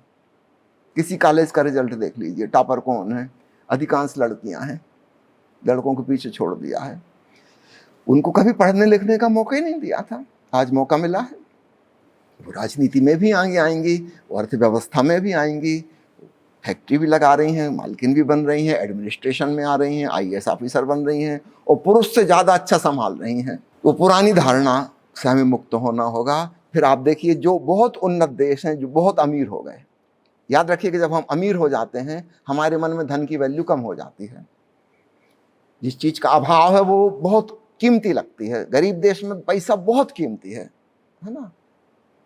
अमीर देश में पैसे की कोई वैल्यू नहीं है। जैसे हवा अभी मुफ्त है, तो इसकी कोई वैल्यू नहीं है।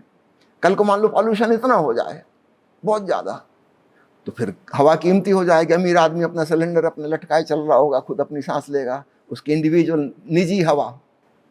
पानी अभी तक फ्री है लगभग, है ना। धीरे धीरे वो भी खत्म हुआ जा रहा है। तो जो चीज़ अतिशय में उपलब्ध है, उसकी कोई कीमत नहीं है ना। मुझे अपने बचपन की याद है, दूध की, दही की, छाछ की कोई कीमत नहीं होती थी, है ना। कोई बेचता ही नहीं था। बेचना मतलब बहुत ही बेशर्मी की बात थी। आपके पास एक्स्ट्रा है, आप दे दो, बांट दो, खत्म। बेचने का तो कोई सवाल ही नहीं उठता। तो जब चीज कोई बहुतायत में होती है, तो उस पर हमारी पकड़ छूट जाती है ना। धन आधुनिक विज्ञान और टेक्नोलॉजी की कृपा से बढ़ता जा रहा है। दिनों दिन हम ज़्यादा से ज़्यादा संपन्न होते जा रहे हैं, और इसलिए उन्नत समाज में धन की पकड़ छूटती जा रही है। जो सबसे धनी समाज है आज के, आप उदाहरण ले लीजिए नॉर्वे का, या उस तरफ के और जो देश हैं, है ना। वहाँ पे शादी खत्म हो गई, 20 साल हो गया। वो रजिस्ट्रार बैठा था कोर्ट में, लोग शादी करवाने आए, कोई आते ही नहीं। 10-12 साल हो गए, एक आदमी नहीं आया शादी करवाने। फाइनली सरकार ने आदेश दिया कि भाई तुम रजिस्टर बंद करो, अपने घर जाओ, ऑफिस बंद करो। कोई नहीं करने वाला शादी। जब सभी लोग आर्थिक रूप से स्वतंत्र हैं, स्त्रियां पुरुष सब, कौन किसी का गुलाम बनना क्यों चाहेगा? हाँ, दोस्ती होगी तो साथ रहेंगे, जिस दिन क्लेश हो जाएगा भाई नमस्कार, आर्थिक जो स्वतंत्रता जो आप कह रहे हैं, आर्थिक उन्नति जो हुई है समाज की, उसका फाउंडेशन क्या है, उसका बेसिस क्या है? Science and technology. वो साइंस एंड टेक्नोलॉजी क्यों आज आई, 2000 साल पहले नहीं आई? क्योंकि मेरे हिसाब से कि प्राइवेट प्रॉपर्टी जो है, ये जो सारी जो हम प्रोग्रेस देख रहे हैं वेस्ट में और ये सब, इसमें सबसे बड़ा मोटिवेशन जो आपने कहा कि अपने लिए धन अर्जित करना ताकि अपने बच्चों को, अपने संतानों को वो दे सकें, ये इंस्टीट्यूशन ऑफ मैरिज जो इसका आपने फाउंडेशन कहा। 25-30 साल हो गए शादी हुई ही नहीं है किसी की, तो वहाँ लोग नॉर्वे अमीर कोई क्यों हैं? ऐसा नहीं है कि वहां से बहुत बड़े ऐसा देश नहीं, नहीं उसके है आसपास के दूसरे देश भी हैं। जैसे अमेरिका की कानूनी बात रूप से करते शादी हैं। समाप्त हो गई जिन देशों में, हाँ, उनकी वो गिनती की अभी कमी हुई है। हाँ। तो हम अभी 50 साल बाद देखेंगे कि उनका क्या स्टेटस है। पर मैं कह रहा हूँ कि जो फाउंडेशन है, जैसे वेस्टर्न वहाँ जितने सिविलाइजेशन, लोग खुश हैं, आप वो लिस्ट देखते हैं कभी कि नहीं देखते? हैप्पीनेस इंडेक्स हर साल सर्वे होता है। वो तो खैर उनमें मैं भारत की विश्वास गिनती नहीं कहाँ रखता है हूँ, आपको क्योंकि पता है? उसमें भारत में जैसे डेमोक्रेसी इंडेक्स में भी सबसे नीचे ही होता है वो। हैप्पीनेस इंडेक्स में हमारा नंबर 126 है, और इसमें सबसे बड़ा योगदान हमारी विवाह व्यवस्था का है, जो पंडित पुरोहित जन्म कुंडली मिला के करवाते हैं। तो डेमोक्रेसी इंडेक्स भी कम है, जहाँ पे प्रेसिडेंट के जो कैंडिडेट होते हैं अभी उनको थोड़े दिन गोली। पहले मैं एक बोर्ड देख रहा था जहाँ लिखा है, कूड़ादान रखा है कि कृपया कूड़ा यहाँ फेंकें। जिस देश के लोगों को ये भी बताना पड़ता है कि कूड़ा कहाँ फेंकें, आप उनसे उम्मीद करते वो वोट कहाँ डालेंगे, सही जगह डालेंगे वो? हमारा देश डेमोक्रेसी के लायक है ही नहीं। जिनको ये नहीं पता कूड़ा कहाँ डालना है, उनको पता है वोट कहाँ डालेंगे। नहीं, बात ये है कि वो तो सब जगह ऐसा ही है, वहाँ पे भी ऐसा ही है, यहाँ पे भी लोग तो सेम ही है। अब वो है कि सिस्टम्स कैसे हैं। अब वहाँ पे जैसे प्रेसिडेंट के कैंडिडेट को गोली लगती है, वो उनका डेमोक्रेसी इंडेक्स कम नहीं जाता है, उनका प्रेस फ्रीडम इंडेक्स कम नहीं जाता है अगर आप उनके किसी न्यूयॉर्क टाइम्स या उसके एडिटर को कुछ कहते हैं। पर यहाँ पे हम नहीं कर रहे हैं ना, उसको इवेल्युएट तो बाहर वाले कर रहे हैं। आप तो खुद जो कर लिखेगा लीजिए। जिसकी हिस्ट्री, आप खुद कर लीजिए, आप तो पत्रकार हैं ना, कृपा करके आप अपने गांव के घर के लोगों उनसे पर्सनली बैठ के घर में मित्रता बना के उनके घर की अंदरूनी कहानी देख लीजिए। एक व्यक्ति अगर आपको मिल जाए सुखी, तो मुझे बता देना। माता पिता बच्चों से खुश नहीं है, बच्चे माता पिता से खुश नहीं है, पति पत्नी से खुश नहीं है, पत्नी पति से खुश नहीं है। ऊपर से दिखावटी चेहरे, पार्टी में वो मुस्कुरा रहे हैं। जैसे ही फोटोग्राफर ने क्लिक किया, स्माइल गायब। घर में आप जाके देख लीजिए, वो लड़ झगड़ रहे होंगे, गाली गलौज कर रहे होंगे। पर क्या ये सिर्फ भारत पे लागू होता है या वेस्ट में भी ऐसा ही है? वेस्ट में भी ऐसा ही था। तो ये शादी जब से टूटनी शुरू हुई है तब से ठीक हुआ है। आप उनकी हैप्पीनेस इंडेक्स देख लीजिए। जिन देशों में आज शादी नहीं हो रही है, या दूसरी चीज और देख लीजिए, वहां अपराध भी नहीं हो रहा है, आतंकवाद भी नहीं हो रहा है, कट्टरपंथी धार्मिक लोग भी नहीं रह गए, क्योंकि ये माता पिता कट्टरपंथी बनाते हैं अपने बच्चों को। एक लड़का हिंदू घर में पैदा हुआ, एक मुसलमान घर में पैदा हुआ, इन माता पिता ने पूरे परिवार ने मिलकर उनको बना दिया कट्टरपंथी हिंदू और मुसलमान। अब ये सांप्रदायिक दंगा करेंगे, किसने बनाया इनको? इनकी विवाह व्यवस्था ने। अब जैसे जहाँ पे सोशलिज्म होता है या जैसे मार्क्सवाद होता है, जहाँ पे देखिए मार्क्सवाद तो फेल हो गया, वो तो आया और गया। भाई मैं उसी 70-80 से साल रिलेटेड गए, उसी से रिलेटेड मैं सवाल पूछ रहा हूँ कि जैसे इंस्टीट्यूशन जहाँ पे सब कुछ इक्वल बनाने की बात की जाती है कि की गई थी, लेकिन हुआ नहीं था। हाँ, है ना, उससे मैं रिलेटेड, हाँ उससे मैं रिलेटेड सवाल पूछूंगा कि वहां पे तो ऐसा नहीं होता। तो वो भी एक रेडिकल आइडियोलॉजी है जिसकी वजह से सबसे ज्यादा, अगर आप देखें पिछले 200 साल में सबसे ज्यादा वायलेंस कहाँ हुई है, उन्हीं द्वारा की गई है, जो सब कुछ इक्वलिटी की बात करते हैं, इक्विटी की बात करते हैं। यही तो मैं कह रहा हूँ, it is a complete failure. है ना, कार्ल मार्क्स ने जैसा चाहा था वैसा नहीं हुआ। ये जो स्टालिन और लेनिन और माओ आए ना, इन्होंने तो कार्ल मार्क्स की किताब भी पूरी नहीं पढ़ी। ये दूसरे ही प्रकार के लोग हैं, ये कोई चिंतन मनन करने वाले विचारशील लोग नहीं हैं। ये तो कर्मठ किस्म के लोग हैं, राजनेता किस्म के लोग हैं। झंडा फहराना अपना किसी भी प्रकार, चाहे करोड़ों लोगों की जान जाए तो जाए, उनको तो सत्ता पे बैठना है। उनको तो रूस के जार को नीचे उतार के खत्म करना था, कर दिया उनने। है ना, उनको साम्यवाद से कोई लेने देने नहीं, उनको साम्यवाद के बारे में कुछ पता भी नहीं, सिर्फ एक बहाना है, लाल झंडा लेके पहुंच गए हैं। पर क्या ये साम्यवाद की फिलोसफी या आइडियोलॉजी इन लोगों की वजह से खराब हुई, या उस आइडियोलॉजी में ही फंडामेंटल फ्लो था? जो ओशो ने भी समाजवाद के खिलाफ बहुत पॉपुलर बुक लिखी थी उस समय। ओशो ने जो कहा है वो चीन और रूस में जो हुआ है, चेकोस्लोवाकिया में जो हुआ है, कोरिया में जो हुआ है, आधी जर्मनी में जो हुआ था, उसके खिलाफ कहा है, जो हुआ था। है ना, फिलॉसफी अपने आप में सुपर हो सकती है, लेकिन ओशो का कहना है जब तक समाज गरीब है तब तक साम्यवाद नहीं हो सकता, तब तक वो वायलेंट होगा। आप अमीर आदमी से छुड़ाओ कैसे, वो तो छोड़ना नहीं चाह रहा, तो फिर बंदूकें चलेंगी, तो ये तो क्रूअलिटी हो जाएगी, है ना। ओशो इसके पक्ष में नहीं है। ओशो पक्ष में है कि पूंजीवाद इतना विकसित हो जाए कि धन अतिशय हो जाए, जैसे हवा पानी अतिशय है तो कोई उसको पकड़ता नहीं। धन जब इतना ज़्यादा हो जाएगा, धन पे पकड़ छूट जाएगी और तब सहज बंटवारा हो जाएगा। ऐसे नहीं किसी से छीनना पड़ेगा। आपके पास बहुत ज़्यादा तो आप करोगे क्या, वही दोगे और क्या करोगे। अच्छा, अब पूंजीवाद इतना आगे पहुंच जाए कि धन इतना बढ़ जाए या उसकी वैल्यू खत्म हो जाए, तो फिर करने की जरूरत ही क्या है? समाजवाद को लाने की जरूरत ही क्या है फिर? यही तो मैं कह रहा हूँ, स्पॉन्टेनियसली जो आएगा, सहज रूप से, छीन छपट के नहीं, छीन छपट के नहीं, सहज रूप से जो आएगा। जैसे हम हवा पे पकड़ नहीं बनाते और पानी को हम स्टोर नहीं करते, है ना, सबके लिए है। हमारे पास एक्स्ट्रा है तो बल्कि हम दे देंगे किसी को कमी पड़ रही है तो। ठीक इसी प्रकार धन भी हो जाएगा। साइंस और टेक्नोलॉजी का विकास तीव्र गति से हो रहा है, और विशेषकर रोबोट टेक्नोलॉजी और आर्टिफिशियल इंटेलिजेंस आने के बाद आने वाले 20-25 साल में एक भयंकर क्रांति होने वाली है। इतना धन, इतनी संपन्नता, इतनी सुविधा सामान हो जाएगा कि कोई पकड़ के नहीं रखेगा, जिसको जो चाहिए है ले जाओ।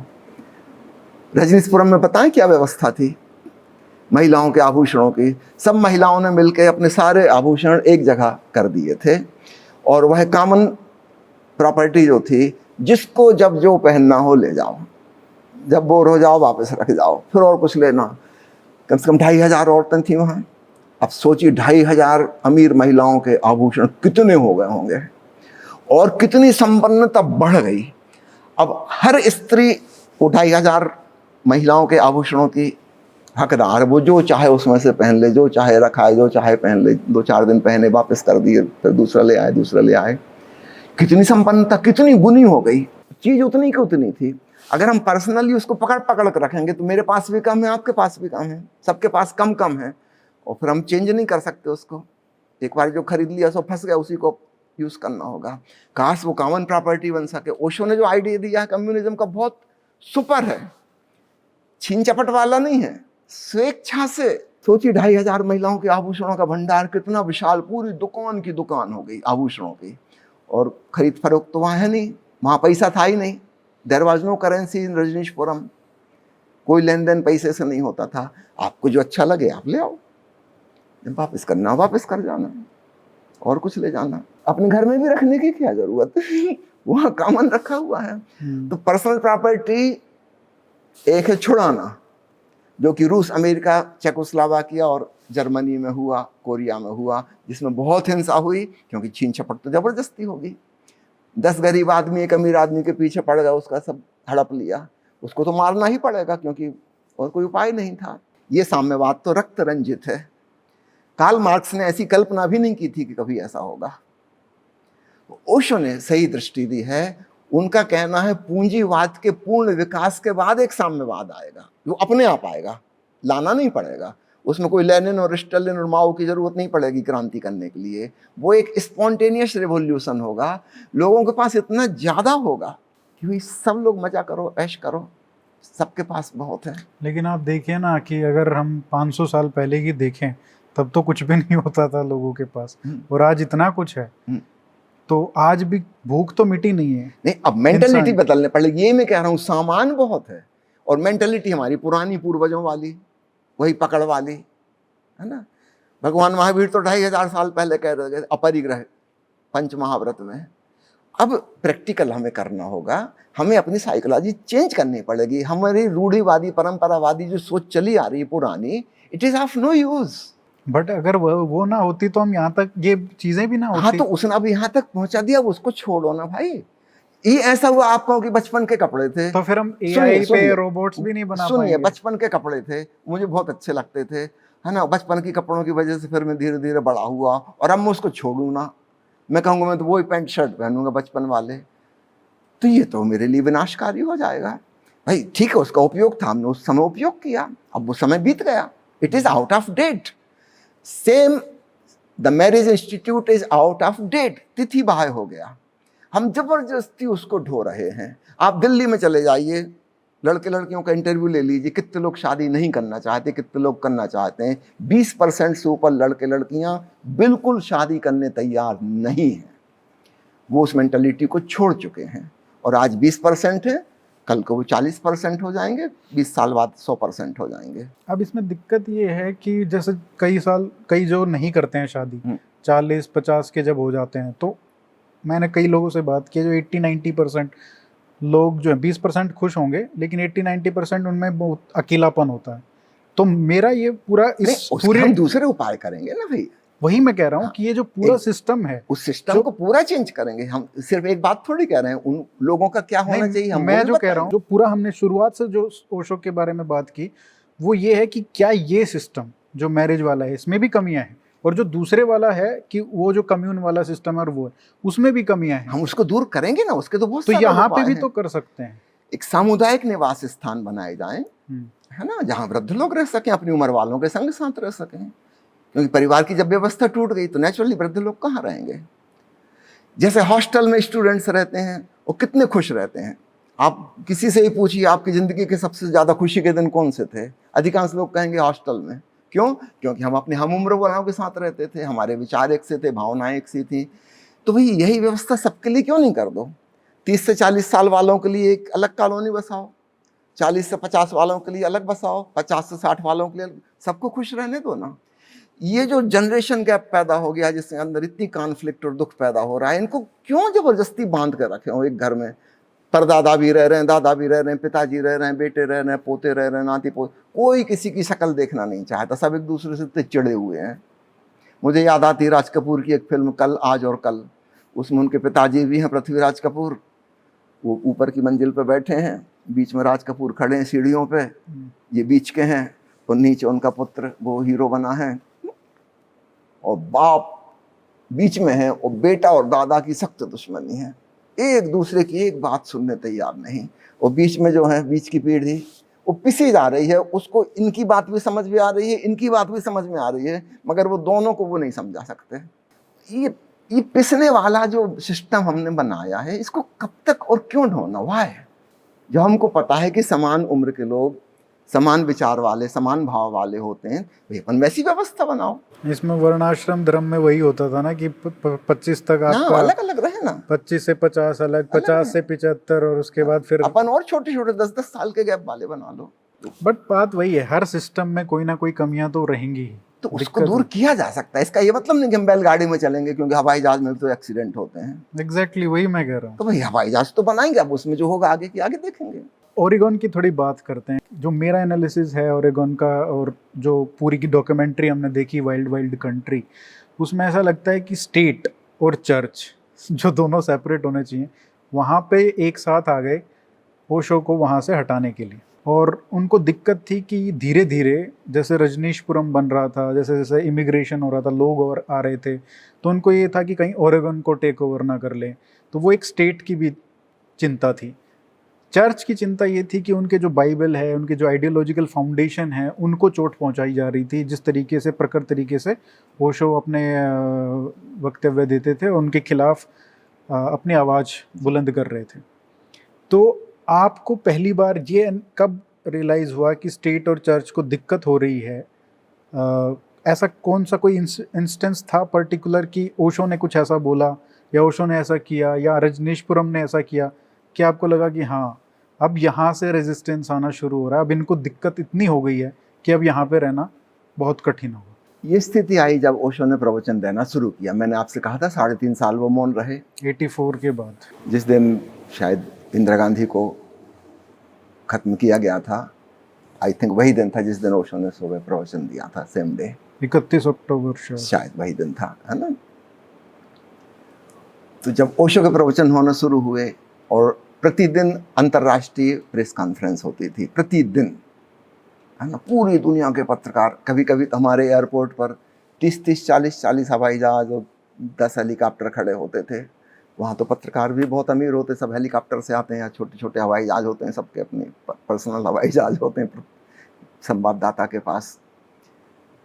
रोज प्रेस कॉन्फ्रेंस होती थी, और ओशो जो बोलते थे वो आग उगल रहे थे।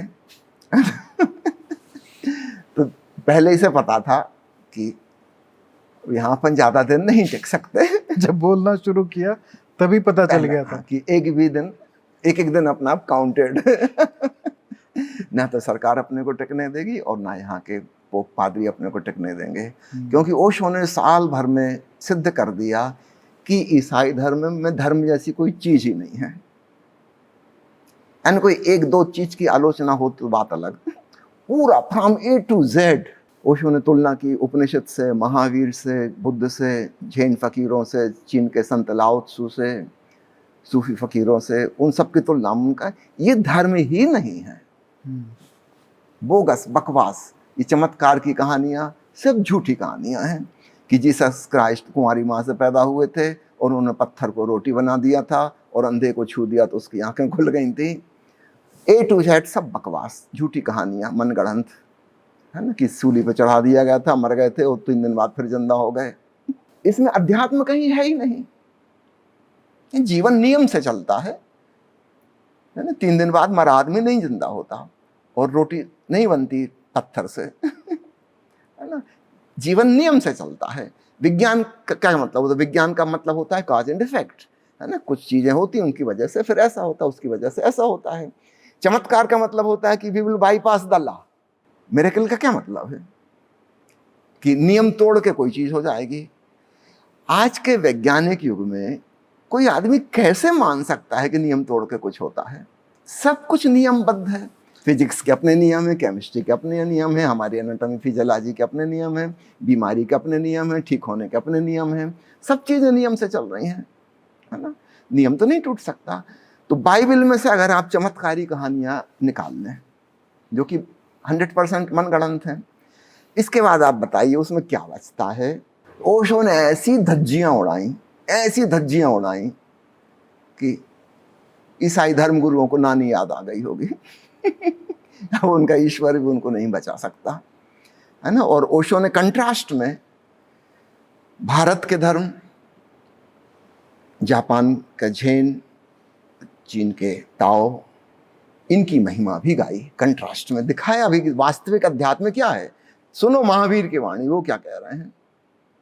इसमें चमत्कार नहीं है, जीवन का नियम समझा रहे हैं, चैतन्य का नियम समझा रहे हैं, है ना। सुनो बुद्ध के वचन, कोई जादू नहीं है उनमें, लेकिन फिर भी एक दूसरे प्रकार का जादू है। वो समाधि में डुबा देंगे उनकी बात सुनोगे तो अपने भीतर तुम परमानंद को पाओगे, ब्रह्म को पाओगे, है ना। और ये जो चल रही है बकवास ईसाई धर्म के नाम पे, है ना, ये धर्म ही नहीं है। और ओशो की बात आग की तरह फैली, ना केवल अमेरिका में बल्कि दूसरे महाद्वीपों में भी, सब जगह से टेलीविजन वाले आने लगे थे, है ना। तो ये कहाँ हजम होने वाला था। दूसरी बात, सरकार के खिलाफ ओशो ने जो कहा कि वहाँ का प्रजातंत्र की जो कमियां थी ओशो ने वो उजागर की, है ना। वो लोग कहते थे कि तुम विदेशी हो।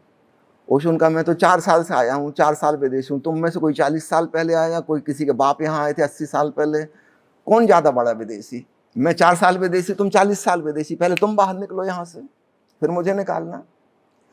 और अमेरिका में जो लोग आए थे शुरू में, ये सब वे लोग थे जो यूरोप के अपराधी थे, जिनको काले पानी की सजा होती थी, जिस प्रकार अमेरिका में फेंक दिया गया था, जिनको वो नया महाद्वीप मिला था। सारे अपराधियों को बजाय जेल खाने में रखने के अमेरिका भेज दिया गया था। ये सारे वो क्रिमिनल्स हैं। आज जो अमेरिका ने, इनके बाप दादे सब क्रिमिनल थे, और ये अपनी बंदूक लेके पहुंचे और वहां के मूल निवासी, जिनको रेड इंडियन कहते हैं, उनका इन्होंने खात्मा कर दिया। ये देश तो उनका है, बताओ लोग कहाँ हैं।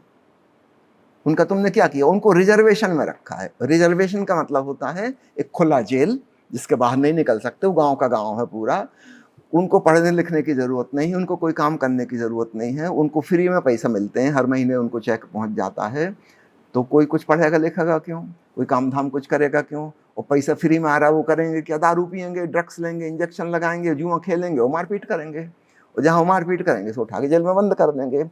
तो सारा युवा वर्ग जेल में बंद है, जिनको ऊपर जिंदगी में कभी केस चलेगा ही नहीं, सुनवाई होगी ही नहीं, क्योंकि वो तो लोग तो अनपढ़ हैं, उनको तो अंग्रेजी भाषा भी नहीं आती, उनका कोई रिप्रेजेंटेटिव नहीं है, उनका कोई प्रतिनिधि नहीं है। ओशो ने बात जग जाहिर करी कि जो मूल निवासी हैं रेड इंडियन, उनको वोट डालने का अधिकार नहीं है। अमेरिका किस दम पे अपने आप को डेमोक्रेटिक कहता है? तुम सब विदेशी हो, बाहर से आए, सफेद चमड़ी वाले, और अपराधी हो, तुमने यहाँ जबरदस्ती कब्जा किया है। हमने 64,000 एकड़ जमीन खरीदी है, हमने जोर जबरदस्ती से कब्जा नहीं किया, हमने पैसे चुकाए हैं, कीमत चुकाई है, हम नियम कानून से चल रहे हैं। और तुमने उन रेड इंडियंस के साथ क्या किया है, मूल निवासियों, जिनकी ये जमीन थी, पूरा महाद्वीप था, उनकी तुमने पीढ़ी दर पीढ़ी उनको खत्म कर रहे हो अच्छे करुणापूर्ण तरीके से कि हम तो उनको फ्री में पैसा देते हैं। तो फ्री में पैसा देना तो किसी जाति को नष्ट करने का उपाय है। वो करेंगे क्या वो फ्री का पैसे का, सिवाय दारू पीने को, लड़ाई झगड़ा करने को, मारपीट करने को, कुछ बचे ही नहीं उनको करने को। तो क्रमशः उनकी गिनती कम होती जा रही है। आने वाले भविष्य में रेड इंडियंस खत्म हो जाएंगे।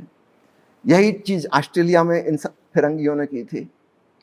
ऑस्ट्रेलिया के जो मूल निवासी थे उनको उन्होंने अजायब घर में रखा था पशुओं के संग, देखने के लिए टिकट लगा के, देखो ये ऑस्ट्रेलिया के मूल निवासी हैं। ये अपने आप को डेमोक्रेटिक कहते हैं, इनको शर्म नहीं आती। कंट्री ऑफ लिबर्टी, भाड़ लिबर्टी। वही तो मैं कह रहा था, डेमोक्रेटिक इंडेक्स। जिस देश के निवासियों को वोट डालने का अधिकार नहीं है, प्रतिनिधि चुनने का अधिकार नहीं है, जिनको शहर में आने की अनुमति नहीं है, ये डेमोक्रेटिक कंट्री है ना? तो निश्चित रूप से आपने जो संक्षेप में कहा ना, स्टेट एंड रिलीजन, ये दोनों उनके खिलाफ हो गए और इन दोनों ने मिलकर षड्यंत्र रचा कि किसी भी प्रकार से नष्ट किया जाए। 2 शहर थे वहाँ, एक था सिटी ऑफ रजनीशपुरम और एक छोटा शहर था सिटी ऑफ रजनीश। इनको ख़त्म करना है, उन्होंने मिलिट्री लेवल पे ख़त्म करने का इंतजाम किया।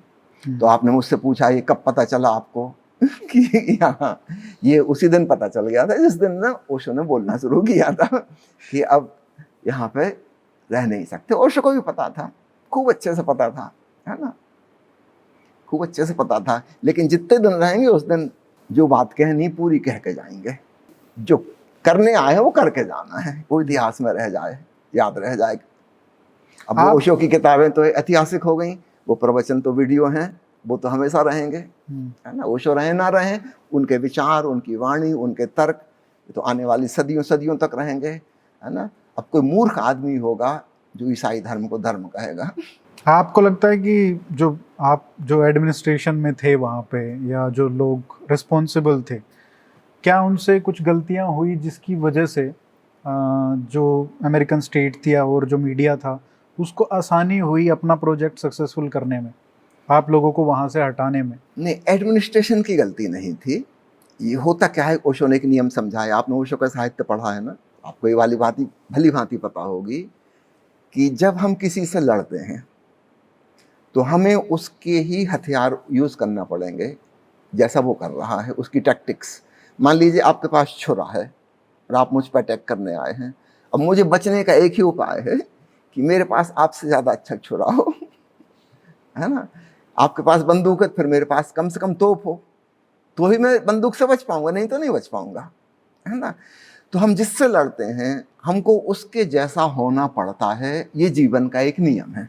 स्टेट से और रिलीजन, ये 2 पावरफुल सत्ताएं हैं जिनकी लोग मानते हैं, नेताओं की मानते हैं और धर्मगुरुओं की मानते हैं।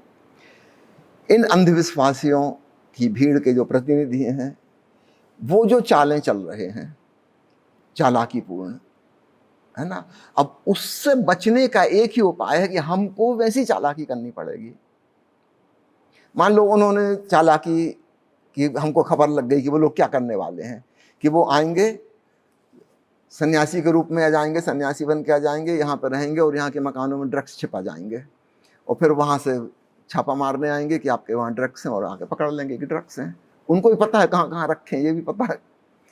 अब इससे बचने के लिए क्या करना पड़ेगा, कुत्ते पालने पड़ेंगे जो ड्रग्स को सूंघ सकें, ताकि यहाँ जो भी आगंतुक आ रहा है उसकी खाना तलाशी ली जाए, उसका पूरा सामान खोला जाए। अब इसके लिए हमको पूरा सिस्टम बनाना पड़ेगा कि वो क्या लेके आया, उसके सूटकेस में क्या है, कोई चालबाजी से तो नहीं आ रहा है वो। और फिर इस प्रकार के लोग पकड़ा गए, है ना, जो प्लांटेड थे, गवर्नमेंट के द्वारा प्लांटेड, गवर्नमेंट का ऑफिसर है, वो भेष बदल के सन्यासी कपड़ा पहन के वो आ गया है। ये ऐसे पकड़े गए लोग? हाँ, पकड़े गए।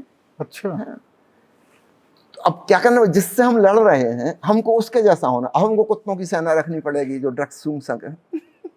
हमारे यहाँ तो कोई नहीं ले रहा ड्रग, लेकिन यही आके रख लेंगे और यही आके छापा मार के पकड़ लेंगे। तो उनसे बचने के लिए उपाय करना पड़ेंगे। अगर वहाँ के लोग ओशो जब ड्राइव बाई पे जा रहे हैं, वो बंदूक के लिए खड़े हैं गोली मारने के लिए, ओशो को गालियाँ दे रहे हैं ईसाई धर्म के लोग। इनके ईसा मसीह ने इनको क्या सिखाया था, कोई तुम्हारे एक गाल पे चांटा मारे तो दूसरा गाल उसके सामने कर देना, है ना। ये वही लोग हैं, बाइबल एक हाथ में पकड़े, दूसरे हाथ में बंदूक है, तो ओशो निकलेंगे तो गोली मारेंगे। अब उनसे बचने के लिए हम सन्यासियों को इंतजाम करने पड़ेगा जो एडमिनिस्ट्रेशन में है। नेचुरली उनको क्या करेंगे वो ओशो को बचाने के लिए। फिर ऊपर हेलीकॉप्टर हमारा उड़ रहा है, उसमें से 2 लोग नीचे बंदूक ताने हुए हैं, ओशो की कार के ऊपर हेलीकॉप्टर चल रहा है। अगर कोई कुछ बदमाशी करेगा तो हम ऊपर से गोली चलाएंगे, वो मशीन गन लिए चल रहे हैं। तो ऐसी मजबूरी खड़ी होती है जब सामने वाला कुछ गड़बड़ करता है, तो उससे बचने के लिए आपको भी उसके ही टैक्टिक्स यूज करने पड़ेंगे जो वो कर रहा है। अगर वो अफवाह उड़ा रहा है झूठी, आपको भी वही तरकीब अपनानी पड़ेगी, ये तो आप जीत ही नहीं सकते। ये भी इंटरेस्टिंग है क्योंकि आप वहाँ के मीडिया और ये सब भी देखते थे, कम्युनिकेशंस देखते थे, तो आपने क्या स्ट्रेटेजीज यूज की उस नेगेटिव पीआर को काउंटर करने के लिए? हमारे लिए तो सत्य पर्याप्त था, हमें झूठ बोलने की जरूरत ही नहीं थी। हमारे लिए तो सत्य पर्याप्त था। ओशो जो कह रहे हैं वो एक साइंटिफिक ट्रुथ है ना। और वो धर्मगुरु और नेता जो कर रहे हैं वो 100% झूठ है, बेसलेस है। आज चाहे तुम ओशो के प्राण ले लो, चाहे रजनीशपुरम को खत्म कर दो, कालांतर में लोग उनको पूजेंगे कि वो सत्य के प्रतीक थे। सुकरात को मरे 2500 साल हो गए। जिन लोगों ने सुकरात को जहर पे लाया था, किसकी हम याद करते हैं? सुकरात की याद करते हैं कि वहाँ की राज्य व्यवस्था जिन्होंने उनको अपराधी ठहराया था। हम सुकरात की किताब पढ़ते हैं और हम जानते हैं कि ये आदमी सच्चा बोला, चाहे इसको मृत्यु की सजा मिली, लेकिन सत्यवादी तो यही था। वही अमेरिका वाले यूट्यूब कमेंट्स में रहते हैं आजकल, है ना। यही चीज ओशो के बारे में कही जाएगी कि अमेरिका गवर्नमेंट ने जो किया बिल्कुल नाइंसाफी थी, सरासर नाइंसाफी। अपने ही नियम कानून के खिलाफ वो करते थे, अमेरिकन संविधान के खिलाफ वो करते थे काम। उदाहरण दूं आपको 2-4? बिल्कुल। मान लो रजनीशपुरम शहर बस गया, हम सब लोग चैन से रह रहे हैं, 5-7 हजार लोग, 20,000 लोगों का उत्सव में आना होता, हमको कोई प्रॉब्लम नहीं है। अब उनने नियम लगा दिया कि एक शहर के अंदर इतने पानी का स्टोरेज होना चाहिए, जब तक वो स्टोर नहीं होगा आपकी वो कैंसिल, नगर की जो मिली थी ना आपको शहर बनाने की legal permission, that is rejected unless you have this much reservoir of water. मान लो जरूरत पड़ी, सूखा पड़ गया, फिर अब जबरदस्ती की एक चीज थोपी उन्होंने, कानून बना दिया कि इतना बड़े रिजर्वायर होने चाहिए। हम लोगों ने डैम बनाए बड़े बड़े, जिनने उनने जितना कहा था उससे 4 गुना बड़ा रिजर्वायर बना लिया, बहुत बड़ा वाटर स्टोर। 2 बड़ी बड़ी झीलें वहां बन गई, एक का नाम था पतंजलि झील, जहाँ पोषो को आपने वो मोटर बोट चलाते हुए देखा होगा, एक और दूसरी बड़ी झील, उसको हम लोगों ने पिकनिक स्पॉट बना लिया, स्नान की जगह बना ली, वाटर गेम्स की जगह बना ली, उपयोग में आ गई, है ना। अब उनको फिर देनी पड़ी परमिशन कि हाँ it is a city, legal city हो गया। अब वो फिर ढूंढ रहे हैं कि क्या करें, वो फिर ढूंढ लेते कुछ नई चीज। 15 दिन के बाद वो सिटी का लीगल नोटिस आया था वो कैंसिल, फिर उन्होंने एक नई चीज ढूंढ ली कि आपको ये चीजें करनी पड़ेंगी तब मिलेगा। भाई और किसी पर तो आप लागू नहीं कर रहे। हमारे यहाँ सब कुछ है जो एक सिटी में होता है, पुलिस डिपार्टमेंट है, हमारे सन्यासी को पुलिस की ट्रेनिंग दी गई क्योंकि वो कंपलसरी कर रहे हैं। फायर ब्रिगेड डिपार्टमेंट होना चाहिए, जी है, ये होना चाहिए है, इमरजेंसी हॉस्पिटल में ये जो होना चाहिए सब है। उनके सब कुछ पूरा करने के बाद फिर वो एक कोई नई चीज़ निकाल लेंगे कि आपकी सिटी की लीगलिटी खत्म, this is no more a city. एक उदाहरण आपको बताऊं, जब चुनाव होने वाला था तो हमारे यहाँ की संख्या कम थी और जो विरोधी थे ईसाई कट्टरपंथी उनकी संख्या ज़्यादा थी। अमेरिका का कानून है कि 3 हफ्ते जो व्यक्ति जिस प्रांत में रहता है वो वहां पर वोट डालने का अधिकारी है, ठीक है। उस कानून के तहत हम लोगों ने इनवाइट किया, उसका नाम था शेयर ए होम। ये हमारे पास बहुत जगह है, बहुत घर हैं, जो भी लोग आके रहना चाहें रहें। तो अमेरिका में आपको पता है 5% लोग बेघरबार हैं, 10% से ज़्यादा लोग बेरोजगार हैं अमेरिका में। तो बहुत सारे होमलेस पीपल जो सड़कों पर रहते थे वो लोग आ गए, है ना। हम लोगों ने उनके लिए सारे इंतजाम किए, है ना, सुंदर घर की व्यवस्था, एयर कंडीशनड, खाने पीने के। तो हमारी एक ही भोजशाला थी जिसमें इकट्ठे 20,000 लोग खाना खा सकते थे, सब इकट्ठा खाना खाते थे। हमारे यहाँ सब कुछ इकट्ठा था, जैसे मैंने कहा था ना आभूषण इकट्ठे थे, तो भोजन भी सब इकट्ठा था, सब एक ही खाना खाते थे, है ना। कोई हायरार्की नहीं थी। है ना। किसी के पास पर्सनल कार नहीं थी, सब लोग पब्लिक व्हीकल्स का यूज करते थे। 150 बसें थी, हर मिनट तो यहाँ से वहाँ बस आ जा रही है। आपको प्राइवेट कार का धुआं फैलाने की क्या जरूरत, कोई कार नहीं थी, सब पब्लिक बस में जाते थे। हर एक एक 2-2 मिनट में बस गुजरने वाली है। कोई पॉल्यूशन नहीं था शहर में, मिनिमम पे मिनिमम हो सकता था जो, है ना। इतने सारे लोगों के सब खाने पीने का, रहने का इंतजाम हो गया। अधिकांश लोगों के पास कपड़े भी नहीं थे अच्छे, सबको हम लोगों ने कपड़े दिए, है ना। अब चुनाव के 2 दिन पहले गवर्नमेंट ने कानून बदल दिया कि वो 3 हफ्ते वाला बढ़ा के 3 महीने कर दिया गया है। वो अपने संविधान के अगेंस्ट जा रहे हैं ताकि ये लोग वोट ना डाल सकें। इनमें से किसी को आए 2 महीने हुआ है, किसी को 1 महीना हुआ है, ये वोट नहीं डाल सकें। लेकिन ये आपकी अच्छी स्ट्रेटेजी थी कि होमलेस को आपने वहां पे बुलाया। वो अपने कानून के अगेंस्ट जाते थे, है ना। कानून है कि मिलिट्री के जेट को, बम वर्षक विमान को शहरों के ऊपर नहीं उड़ना चाहिए, और एक लिमिट है कितने ऊपर उड़ना चाहिए। वहां के बम वर्षक विमान हमारे ऊपर 20 फुट ऊपर उड़ते थे। ये किसका कानून तोड़ रहे हैं? ये कानून तो उन्हीं ने बनाया था। ये तो सेना वालों का, वायुसेना का कानून है कि सिटी के ऊपर इतना हल्ला, इतना शोरगुल, और जब ओशो प्रवचन दे रहे हैं उसी समय एक जेट गुजरेगा धड़ धड़ आता, ओशो 1 मिनट को चुप हो जाएंगे, फिर वो हल्ला बंद हुआ, फिर ओशो बोलना शुरू कर देंगे। वो लोग दहशत पैदा करने की कोशिश कर रहे हैं कि छोड़ छोड़ के लोग भागें, समझ में आ जाए कि अब बम फटा कि तब फटा। फिर वो हैरान हुए, कोई भाग ही नहीं रहा। ना ये लोग डरते, ये सेलिब्रेट करते हैं, नाचते हैं, गाते हैं, उत्सव मनाते हैं। हमारे हथियार दूसरे थे, उत्सव मनाना। उनके पास बम वर्षक विमान थे, हमारे पास गिटार थी। लेकिन वो अपने कानून तोड़ रहे थे, वो गैर कानूनी काम कर रहे थे। हम तो वहां भी मरने के लिए भी तैयार थे, तो गीत गाते गाते, गिटार बजाते बजाते मर जाने की, हम तो उसके लिए तैयार थे। लेकिन पूरी दुनिया ब्लेम करेगी तुमको कि तुमने हंसते खेलते, जिन लोगों ने कभी कोई अपराध नहीं किया था, जिस शहर में आज तक कभी चोरी नहीं हुई, जिस शहर में आज तक किसी ने किसी को डांट के बोला नहीं है, हिंसा की तो बात छोड़ो, जहाँ 5000 लोग भाईचारा से रह रहे हैं, एक साथ खाना खाते हैं, एक साथ, जिन्होंने अपना सब कुछ समर्पित कर दिया है, उन नाचते गाते हंसते हुए लोगों पर तुम बम गिरा रहे हो। इसमें एक जो व्यक्ति है, वो जिसकी भर्त्सना कह सकते हैं कि ओशो ने भी की बाद में, वो है शीला, जो कन्विक्टेड क्रिमिनल भी है। तो उनका क्या रोल था इस पूरे रजनीशपुरम में? क्या क्या जो गलत काम उन्होंने किए, उसकी वजह से भी मुझे लगता है कि बहुत नुकसान हुआ पूरे कम्यून को। देखिए, मुख्य बात तो ये आ गई कि सरकार और वहाँ के धर्मगुरु ओशो को वहाँ नहीं टिकने देंगे। ठीक, अब इसके लिए कोई ना कोई बहाना वो ढूंढेंगे, ठीक है। और जिस प्रकार की गतिविधियां मैंने बताई कि वो इलीगल एक्शन कर रहे हैं, उससे बचने के लिए फिर इलीगल एक्शन करना पड़ेगा। तो माँ आनंदशीला अपराधी नहीं बल्कि एक शिकार हैं। ये उस पूरे कम्यून की हेड हैं, इनको संभालना है, बचाना है सबको, है ना। तो इनको वो काम करने पड़े जो कि नहीं करने चाहिए थे, लेकिन सामने वाला मजबूर कर रहा है, वो क्रिमिनल एक्ट कर रहा है। अब उससे बचने के लिए आपको कुछ और करना ही पड़ेगा ऐसा कि वो ना कर पाए। इस प्रकार से एक विशियस सर्किल शुरू होता है, जिससे हम लड़ेंगे, हमको उसके जैसा हो जाना पड़ेगा। तो मैं इसमें माननशीला को एक विक्टिम मानता हूं। वो खुद एक शिकार हैं जो उस लड़ाई के उसमें बन गई, जिनको ऐसा बन जाना पड़ा, अपराधी बन जाना पड़ा। उसको थोड़ा इस दृष्टि से देखिए। ओशो ने उनके खिलाफ क्यों बोला? ओशो ने वो एक्शन बताया कि क्या क्या गलत हुआ है।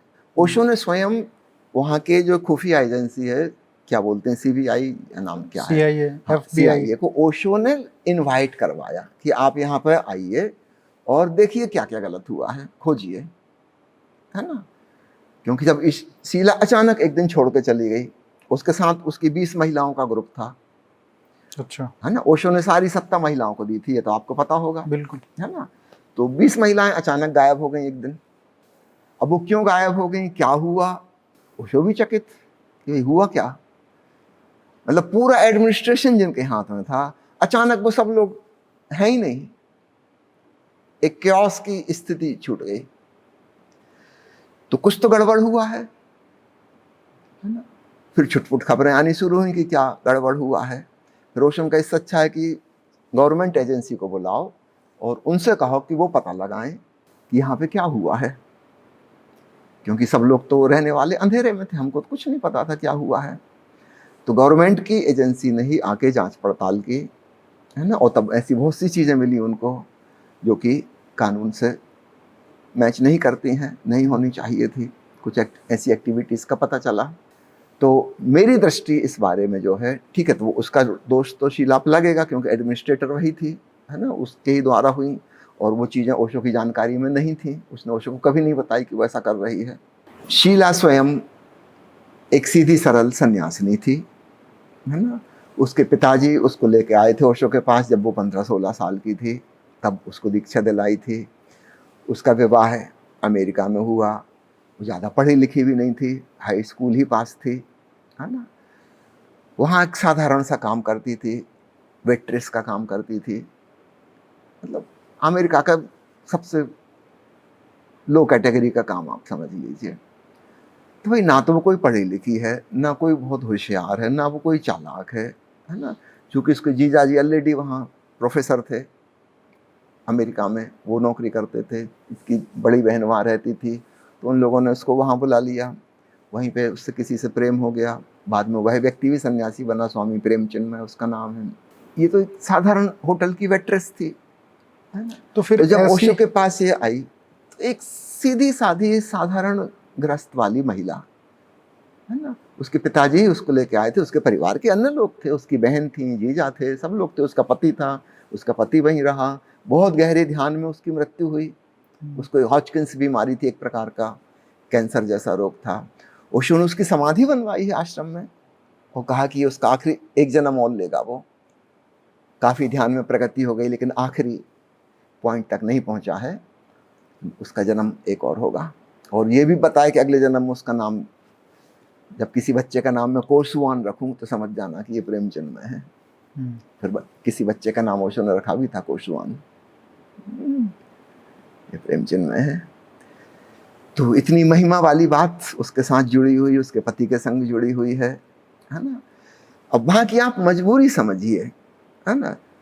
देखिए आप 4 लोगों के साथ बैठ के भाईचारे की बात कर रहे हैं, हिंदू मुस्लिम सिख ईसाई सब भाई भाई, है ना। और अचानक एक आदमी छुरा लेके आ जाता है, हमारे धर्म में कन्वर्ट हो, नहीं तो हम अभी कत्ल करते हैं, अभी गर्दन काटते हैं आपकी। तब आप क्या करोगे? तब आपकी फिलॉसफी काम नहीं आएगी यहाँ पे हिंदू मुस्लिम भाई भाई की, है ना। आपको अपनी जान बचाने के लिए कुछ करना पड़ा होगा। और जिस प्रकार की हथियारों का वो यूज़ कर रहा है, यदि आपको अपनी जान भी बचानी है, चाहे आप उपयोग न करो, डराने के लिए करो, फिर भी आपको तलवार लेके आना पड़ेगा। मतलब जैसे ओशो तो बहुत इनलाइटेंड थे, बहुत इंटेलिजेंट थे, तो ऐसे व्यक्ति पे उन्होंने पहचान नहीं क्यों नहीं पाए वो कि ये इस नहीं, उनकी पहचान तो बिल्कुल सही है। उन्होंने जिस शीला को चुना है ना, वो कोई और है। लेकिन इन मजबूरियों में वहाँ के स्टेट और रिलीजन इनसे लड़ते हुए तो शीला को चेंज होना पड़ा। ये वही शीला नहीं रह जाएगी। कैसे रह जाएगी आप बताइए, जिसके ऊपर 64,000 एकड़ जमीन की देखभाल, 5,000 लोगों की देखभाल, 20,000 गेस्ट आते हैं हर साल सेलिब्रेशन मनाने, इसका पूरे का एडमिनिस्ट्रेशन, इनकी अर्थव्यवस्था, इनका भोजन पानी, इनकी सब कुछ संभालना है। इतनी बड़ी व्यवस्था करनी, इनका ट्रांसपोर्ट, एक एक चीज़ को तो आप सोचो। रजनीशपुरम एक बंजर लैंड था, वहाँ जाके सड़कें बनाई, मकान बनाए, बिजली के तार बिछाए, टेलीफोन की व्यवस्थाएं की, मतलब A to Z, जैसे जंगल में जाके कुछ करना पड़े, इतना सब कुछ किया है। आप उसकी बुद्धिमत्ता की सराहना कीजिए, है ना। इतना सब कुछ किया है, अब इन दुष्टों से लड़ना पड़ रहा है।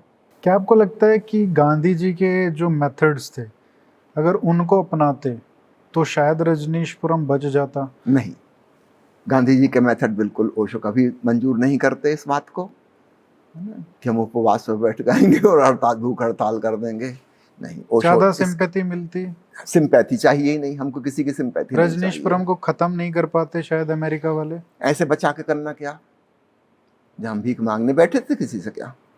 ये जो महात्मा गांधी की थी ना भूख हड़ताल वाली बात और आमरण अनशन वाली, ये औरतों की दिमाग है ना। महिलाएं करती हैं घर में, उनकी बात नहीं मानो तो खाना नहीं खाएंगी, सिर ठोक रही हैं दीवार से, अपनी छाती अभी पीट तो ली, आप है ना? इक्वालिटी की तो मैं बात इसके कर रहे विरोध थे। में हूँ, है ना? हाँ। महिलाओं की जो टेंडेंसी है, पुरुष है वो दूसरों पर जोर जबरदस्ती करके अपनी बात मनवाता है, महिलाएं खुद ही की छाती पीट लेंगी, बच्चों की पिटाई कर देंगी। पतिदेव सुन रहे हैं, वो मानना पड़ेगी उनको, हाँ देवी बोलो क्या चाहिए। तो ये तरीका जो है, दिस इज ऑल्सो वायलेंस, है ना? ओशो उसको भी वो वायलेंस कह रहे हैं कि हम दूसरे पे आक्रमण करें, इट इज वायलेंस।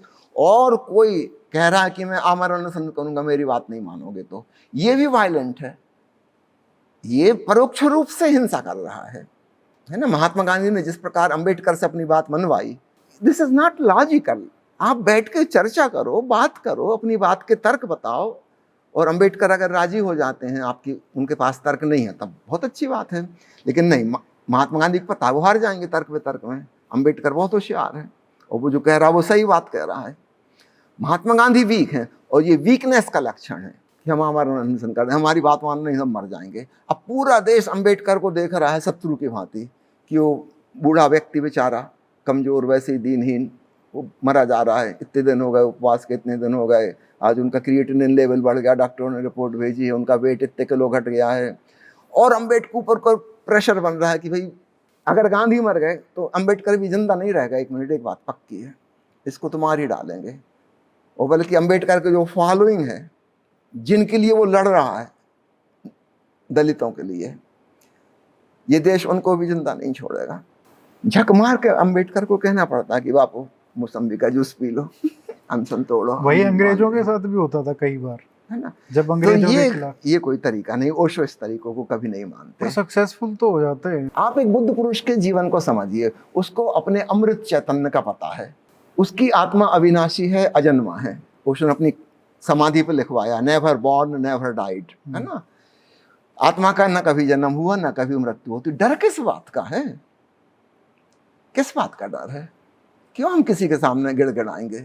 हमको जो कहना है अपनी पूरी ताकत से कहेंगे। मर गए तो मर गए, हाउ डज इट मैटर? आज मरे कि कल मरे कि 4 साल बाद कि 40 साल बाद, इससे कोई फर्क पड़ता है क्या? जो कहना था वो कहेगा, ये बात इंपॉर्टेंट है। ओशो के लिए जीने मरने का कोई सवाल नहीं है। अच्छा, आखिरी के 1-2 साल में कई लोगों को नहीं पता 85-86 के बाद वो किस तरीके से थे, तो आप क्योंकि उनके साथ भी समय बिताया आपने आखिरी क्षणों में, उनका क्या विचार थे, क्या वो सोचते थे, कैसे सोचते थे? क्या कभी, मतलब जैसे अब तो वो इंडिया में चले गए थे उस समय, तो क्या भारत में जो हो रहा है कभी उस पर टिप्पणी करते थे कि राजनीति में क्या हो रहा है, या देश की चिंता करते थे, या लोगों की चिंता करते थे? क्या उनके मन में था आखिरी क्षणों में? थोड़ा शुरुआत से कहना चाहूँगा, जब कोई व्यक्ति को परम ज्ञान उपलब्ध होता है, उसके भीतर परमानंद, सच्चिदानंद का अनुभव हो गया, और वो देखता है चारों तरफ दुखियारे लोगों को, तो बड़ी करुणा पैदा होती है कि मैंने जो जाना है वो इन सबको कैसे बता दूं। और ये भी पता है कि वो उनके ही भीतर है, ऐसा नहीं कि कहीं से कुछ प्राप्त करना है। तुम ध्यान लगा के बैठ जाओ निर्विचार मन में, तुमको मिल जाएगा आनंद का खजाना, तुम्हारे ही भीतर है। लेकिन उनको ये बात पता नहीं है, तो उसको तो बड़ी जल्दी पड़ दी कैसे सबको बता दे। पूरी दुनिया पे बड़ी करुणा आती है। फिर वो देखता है दुनिया वाले कैसा व्यवहार उसके संग कर रहे हैं। तो भारत में मोरारजी देसाई की सरकार ने जो दुर्व्यवहार किया, भांति भांति से सताया, फिर अमेरिका में जो हुआ, उसके बाद 21 देशों का उन्होंने परिभ्रमण किया। उरुग्वे के राष्ट्रपति ने उनको निमंत्रण भेजा था, और अंत में उसने माफ़ी मांगी कि हमने गलती कर दी आपको बुला के। वो अमेरिका वाले प्रेशर बना रहे हैं। उरुग्वे एक गरीब देश है, अमेरिका का हमने कर्जा लिया है, और आगे के भी कुछ प्रोजेक्ट हैं जिसमें अमेरिका ने आश्वासन दिया है कि वो पैसा देगा। वहाँ से आदेश आ गया है कि आप तुरंत पुराने सारे लोन वापस लौटाओ आज ही, नहीं तो उस पर ब्याज लगना शुरू हो जाएगा, और आगे के सारे प्रोजेक्ट कैंसिल, या फिर इस आदमी को देश से बाहर निकालो। राष्ट्रपति ने कहा कि तो हमने कभी सोचे नहीं था, हम तो सोचते थे हम एक स्वतंत्र देश हैं, हम तो बिके हुए हैं। उसकी आंखों में आंसू थे। उनका भगवान, हमने बहुत श्रद्धा से आपको बुलाया था कि आप यहाँ पे अपना नगर बसाइए, हमारा सौभाग्य होगा सारी दुनिया से सन्यासी यहाँ आएंगे, एक तीर्थ स्थान बन जाएगा। लेकिन वो जो आदेश आ गया है तुरंत एक्शन लेने का, तो पूरे देश की खातिर मैं तो नहीं कर सकता कि ना तो हमारे पास पैसा है कि अमेरिका का लोन वापस लौटाएं, और ना हम ये अफोर्ड कर सकते कि भविष्य की जो योजनाएं हैं उनमें उनका सहयोग ना लें। हम तो आज हमें पता चला है कि हम बिके हुए गुलाम हैं, वो जो कहेंगे वो हमें करना पड़ेगा। और रोते रोते हम आपको विदा करते हैं, आप यहाँ से चले जाइए। 21 देशों में ओशो गए, हर जगह यही स्थिति हुई। अमेरिका की दादागिरी हर जगह, भारत में लौटे वही दादागिरी अमेरिका की यहाँ भी शुरू। बम्बई के एयरपोर्ट पे हर व्यक्ति का सूटकेस खोला जा रहा, उसमें अगर गेरुआ रंग का कपड़ा निकल आया या माला दिख गई, बंद, वीसा कैंसिल, वहीं से रिटर्न इमीडिएट। अमेरिका का आदेश भारत सरकार भी मान रही, ताकि कोई भी सन्यासी इनके पास पहुंच ही ना पाए। मेक हिम आइसोलेटेड, ये पॉलिसी। जेल में हम क्या करते हैं, किसी को आइसोलेट ही करते हैं ना, तो उनका ठीक इनके देश में ही इनको आइसोलेट कर देते हैं, बाहर का कोई आदमी इनके पास पहुंच ना पाए। जो आ गए हैं किसी प्रकार से लुक छुप के, उनको इतना तंग करो, इतना तंग करो, जैसे ही पकड़ना है उनका वीसा कैंसिल करो, डिपोर्ट कर दो उनको, ताकि कोई इनके पास ना आ पाए। ऐसा वास्तव में हुआ है? ऐसा हुआ। तब ओशो को कहना पड़ा कि तुम लोग वो गेरुआ कपड़े और माला पहनना छोड़ दो। ये तो आपको पता है ना, आपने पूछ रहे हैं आखिरी सालों में क्या हुआ। ओशो ने कहा कि सन्यासी को सन्यासी वेश में नहीं रहना है, you have to go underground, साधारण कपड़े पहनो, माला त्याग दो, क्योंकि वो मैंने तुमको इसलिए दिए थे कि ताकि तुम मेरे निकट आ सको, भाव से जुड़ सको, है ना। अब वही बाधा बन रहे हैं कपड़े और माला। कई सालों के लिए फिर ओशो ने कहा साधारण कपड़े पहनो जैसे सब पहनते, ताकि तुम्हारा पता न चले, है ना। तो इस प्रकार की स्थिति बनी। अब आप पूछ रहे हैं कि ओशो की भावदशा क्या रही होगी। ओशो ने कहा है कि पहले मेरे हृदय में विराट करुणा थी सारे जगत के प्रति, है ना। हर व्यक्ति के भीतर अंतरात्मा में वह खजाना छिपा है जिसका नाम परमात्मा है। सबको कैसे बता दूं, लेकिन जिस प्रकार का व्यवहार सब जगह से हुआ है, अब वो वाली बात नहीं रही। अब मैं लिमिटेड हूं केवल अपने सन्यासियों तक। अब मेरे पास जो थोड़ा बहुत भी समय बचा है, I want to devote it completely to those who are surrender to me, है ना। कि बाहर के लोगों से देख लिया, उनको उन तक बात नहीं जा सकती, बीच में बहुत बड़ी दीवार खड़ी है, वहां तक बात नहीं पहुंचेगी। अब तो जो थोड़े से लोग मेरे निकट आ गए हैं, जो गहरी साधना में समाधि में डूब सकते हैं, अब तो इनके साथ ही मेहनत करूंगा। तो बचा हुआ समय totally devoted for deep meditation, समाधि के लिए। अब बाहर की बातें उन सबसे कोई लेना देना नहीं है, है ना। वो कुछ होने वाला नहीं है, वो जो कहना था वो कह चुका, वो बात खत्म हो गई। जब ओशो बम्बई आए, 1 महीने तक भारत के प्रेस वाले उनका इंटरव्यू लेते रहे। वो महीना पूरा हुआ, ओशो का now this is the end, आज के बाद शीला की, रजनीशपुरम की और अमेरिका की कोई बात नहीं, दैट मैटर इज ओवर। उसके बाद उन्होंने कभी कोई चर्चा ही नहीं की, दैट इज फिनिश्ड। उनकी जीवन दृष्टि हमेशा वर्तमान में जियो, फ्रीडम फ्रॉम द पास्ट, अतीत से मुक्त हो जाओ, और ठीक वैसा ही वो जिए। तो हर करुणावान व्यक्ति की करुणा भी समय के साथ साथ कम होती जाती है। मैं आपको कहूँ, जैन धर्म में मानते हैं कर्म बंध, हर व्यक्ति के कर्म का बंध होता है। तो ठीक इसी प्रकार हमारी कामनाओं का भी बंधन होता है, हम क्या चाहते हैं। करुणा भी एक कामना है।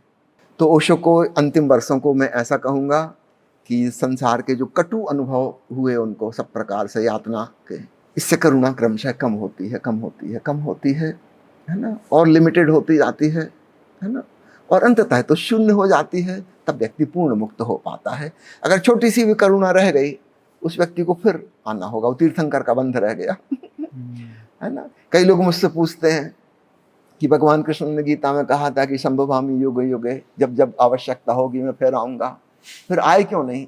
तो 4-5 हजार साल हो गए, बहुत समय हो गया, कितने युग बीत गए। थोड़ा गौर से समझिएगा, कृष्ण भगवान ने जब कहा था अर्जुन से गीता में, तब वे युवा हैं, अपने एक युवा शिष्य से कह रहे हैं, बहुत करुणा से भरे हुए हैं, उनको लगता है कि पूरे जगत का उद्धार कर देंगे।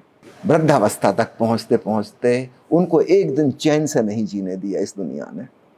भगवान कृष्ण का जीवन लड़ाई ही लड़ाई, लड़ाई ही लड़ाई। और ये बांसुरी बजाने वाला, रास रचाने वाला आदमी है, इसकी कोई रुचि नहीं है लड़ाई में, इसकी बेसिक टेंडेंसी लड़ने की नहीं है। ये तो गीत गाने वाला, बांसुरी बजाने वाला है, मुकुट बांध के। पूरी जिंदगी युद्ध करना पड़ा, पूरी जिंदगी युद्ध करना पड़ा। उनकी आंखों के सामने ही उनके कुल का एक व्यक्ति भी जिंदा नहीं बचा, उनके खानदान का सब मारे गए। और अंततः उनको ये वाला स्थान मथुरा वृंदावन छोड़कर यहाँ से भी भागना पड़ा। भागते गए। लोग पूछते हैं द्वारका में क्यों रुके, द्वारका के आगे समुद्र था और जगह ही नहीं थी। कब तक लड़ेंगे, कितना लड़ेंगे, इतने मूर्ख आदमी हैं, इनसे कब तक सिर बचाओगे। अब आप सोचते हो कृष्ण भगवान वापस लौटेंगे, पागल हो। उस जन्म में उनके साथ जो किया गया है वो पर्याप्त है, अब वो कभी नहीं आएंगे। तो वो आखिरी करुणा भी समाप्त हो जाती है। जब ये हो जाता है तो फिर ये कहना भी इसका भी कोई मतलब नहीं है, क्योंकि बहुत महापुरुषों के बारे में बोला जाता है कि वो 20 साल और जीवित रह जाते तो पता नहीं क्या कर देते, 30। लेकिन ओशो के बारे में जैसा आपने एक्सप्लेन किया, तो ये कहना सही है कि वो सही टाइम पे अपना उनका ओशो ने देखी विदा। मृत्यु के उन्होंने 25-30 साल पहले ये वाली बात बताई है कि मैं कब तक जीऊंगा, है ना। जब वो पोस्ट ग्रेजुएशन कर रहे थे 1956-57 में सागर यूनिवर्सिटी में, वहाँ पर पहाड़ी पर एक वृक्ष था, उसके ऊपर बैठ के वो ध्यान करते थे रात में, क्योंकि हॉस्टल में शोरगुल रहता था, वहाँ एकांत था, वहाँ कोई नहीं जाता था पहाड़ी पर। एक रात क्या हुआ, वो पहाड़ ऊपर पेड़ पे बैठे ध्यान कर रहे थे, वहाँ से गिर गए नीचे, हवा चल रही थी, है ना, पेड़ डोल रहा था, तो शरीर तो नीचे गिर गया और वो ऊपर रह गए। तो ये विचित्र घटना घटी, वो ऊपर से देख रहे हैं अपना ही शरीर को नीचे पड़ा है, और ये अनएक्सपेक्टेड। अब क्या होगा क्या नहीं होगा कुछ भी नहीं पता, एक विस्मय का भाव, आश्चर्य का भाव कि हो क्या रहा है, और मैं देख कैसे रहा हूँ खुद ही को। तो ये मैं हूँ जो ऊपर डाल पे है, वो नीचे वो पड़ा है शरीर कोई और। पहली बार परम साक्षी का अनुभव हुआ कि शरीर कोई और है, मैं कोई और हूँ, और एक सफेद चमकदार धागा नाभि से शरीर के जुड़ा हुआ है, ये प्रतीत हुआ, एक शाइनिंग सिल्वर कार्ड, है ना। अब इस देर में कितनी देर रहे ये भी नहीं पता, क्योंकि उस लोक में समय ऐसा नहीं होता जैसा अपनी दुनिया में होता है। तो वो शरीर के बाहर कितनी देर थे ये नहीं पता। सुबह हो गई, 2 महिलाएं गांव से आ रही थी, वो दूध बेचने आती थी इस तरफ हॉस्टल की तरफ में। उन्होंने देखा कोई लड़का पड़ा है, बेहोश है कि मर गया कि क्या हुआ, तो उत्सुकता बस आके उन्होंने माथे पे हाथ रखा देखने के लिए गर्म है कि ठंडा है। तो जैसे ही उस महिला ने टच किया माथे पे, अचानक वो सिल्वर कार्ड सिकुड़ा और आत्मा भीतर आ गई शरीर में, और ओशो ने आंखें खोल दी और उठ के बैठ गए। ये पहला अनुभव था उनको शरीर से बाहर होने का। इसके बाद ये अनुभव बार बार हुआ, ओशो का अगले 6 महीने में 6-7 बार हुआ, और हर 6 महीने के बाद उन्होंने देखा कि उनके छाती के बाल बहुत सफ़ेद हो गए, है ना, दाढ़ी के कुछ बाल सफ़ेद होने लगे, और ऐसा लग रहा है कि उम्र लगभग 10 साल बढ़ गई। मतलब 25 साल के हैं, 26 साल के हैं, और ऐसा लग रहा है 36-37 के हो गए। और ये स्पष्ट हो गया कि अगर मैं 70 साल जीऊँगा तो अब 60 ही जी पाऊँगा, अनुमानता है। ये बात उस समय की कही है।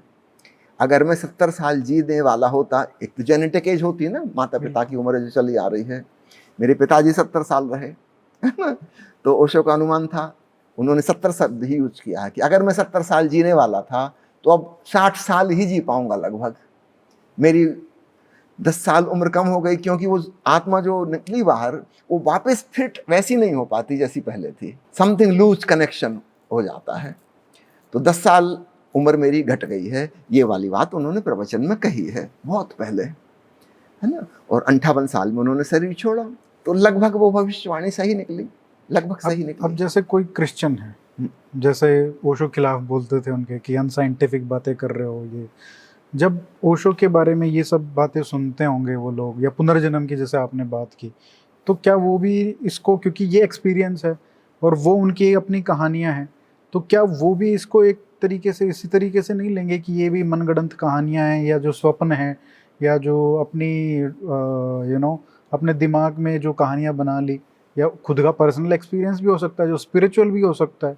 उसी तरीके से क्रिश्चियन वाले, मैं मतलब I am just trying to be devil's advocate. तो मैं आपको बताता हूँ, ओशो के जाने के बाद पश्चिम की जो मनोविज्ञान की धारणाएं हैं बहुत चेंज हुई हैं। ओशो का प्रभाव पड़ा है, बहुत बड़ा इम्पैक्ट पड़ा है ना। और आज आप देखेंगे पश्चिम के बड़े बड़े मनोवैज्ञानिक पास्ट लाइफ रिग्रेशन करवा रहे हैं, PLR। ईसाइयत में तो नहीं है, इस्लाम धर्म में तो नहीं है, यहूदी धर्म में भी नहीं है। पश्चिम के 3 बड़े धर्म यही हैं, यहूदी धर्म, इस्लाम धर्म और ईसाई धर्म। ये तो पुनर्जन्म को मानते ही नहीं थे। PLR कहाँ से आ गया, पास्ट लाइफ रिग्रेशन। बड़े बड़े मनोवैज्ञानिक, यूनिवर्सिटी का डिपार्टमेंट बन गए हैं PLR के, बड़ी वैज्ञानिक शोध हो रही है। जो लोग अपने पिछले जन्म की कहानी बता रहे हैं, कुछ लोगों की बहुत पुरानी कहानी होती है, उसको ट्रेस आउट नहीं कर सकते। कुछ लोगों की ऐसी होती है जो बहुत रिसेंट है, जिसके प्रमाण अभी खोजे जा सकते हैं। खूब रिसर्च वर्क हो रहा है, बड़ा साहित्य इस समय पैदा हो गया है PLR के ऊपर। बुद्ध और महावीर ने सबसे पहले इसको खोजा था। उन्होंने इसको नाम दिया था जाति स्मरण। ओशो ने कहा है कि लोग सोचते हैं कि बुद्ध और महावीर की जो बड़ी शिक्षा है वो अहिंसा की है, प्रेम की है, करुणा की है। ओशो ने कहा नहीं, बकवास में नहीं। अहिंसा, प्रेम, करुणा ये सब बहुत पुरानी बातें हैं, ये बुद्ध महावीर का मौलिक योगदान नहीं है। बुद्ध और महावीर का मौलिक योगदान पिछले जन्म के स्मरण का है। This is their original contribution, उसके पहले कभी नहीं था।